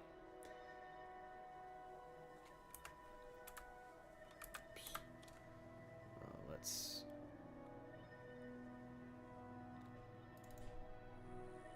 organize some of this. This is level 40, this is level 50. Yep, you can get rid of that. Yep, get rid of that, get rid of that, get rid of that. There we go. And we can deposit all the materials. There we go. And maybe we'll interact with Winter's Day stuff. I might look at it off stream for a bit, just to kind of see what's up, and so I can better talk about it, since I'm not very knowledgeable in Winter's Day activities. But either way, I hope everyone has enjoyed this so far today, and got to see kind of leveling up what quests are like in the game a bit better. We got to delve into some of the quest design. We got to look into the crafting systems in the game. Each crafting profession is pretty much the same general structure as a system. It's just different in that you're crafting different things, and you are access to crafting different kinds of things, basically. And you tend to use different ingredients, so you're gathering different stuff. Like, all of the things you're going to get for cooking, you're getting from, on the map, the little green bushes, which I don't know if it'll show me any if I'm not, like, next to it. But either way, you gather from those things for cooking. I had fun getting to level up and talk about all these quests. And I hope you all have fun with the rest of your day and weekend doing whatever you enjoy doing. Have the best time of it. Goodbye.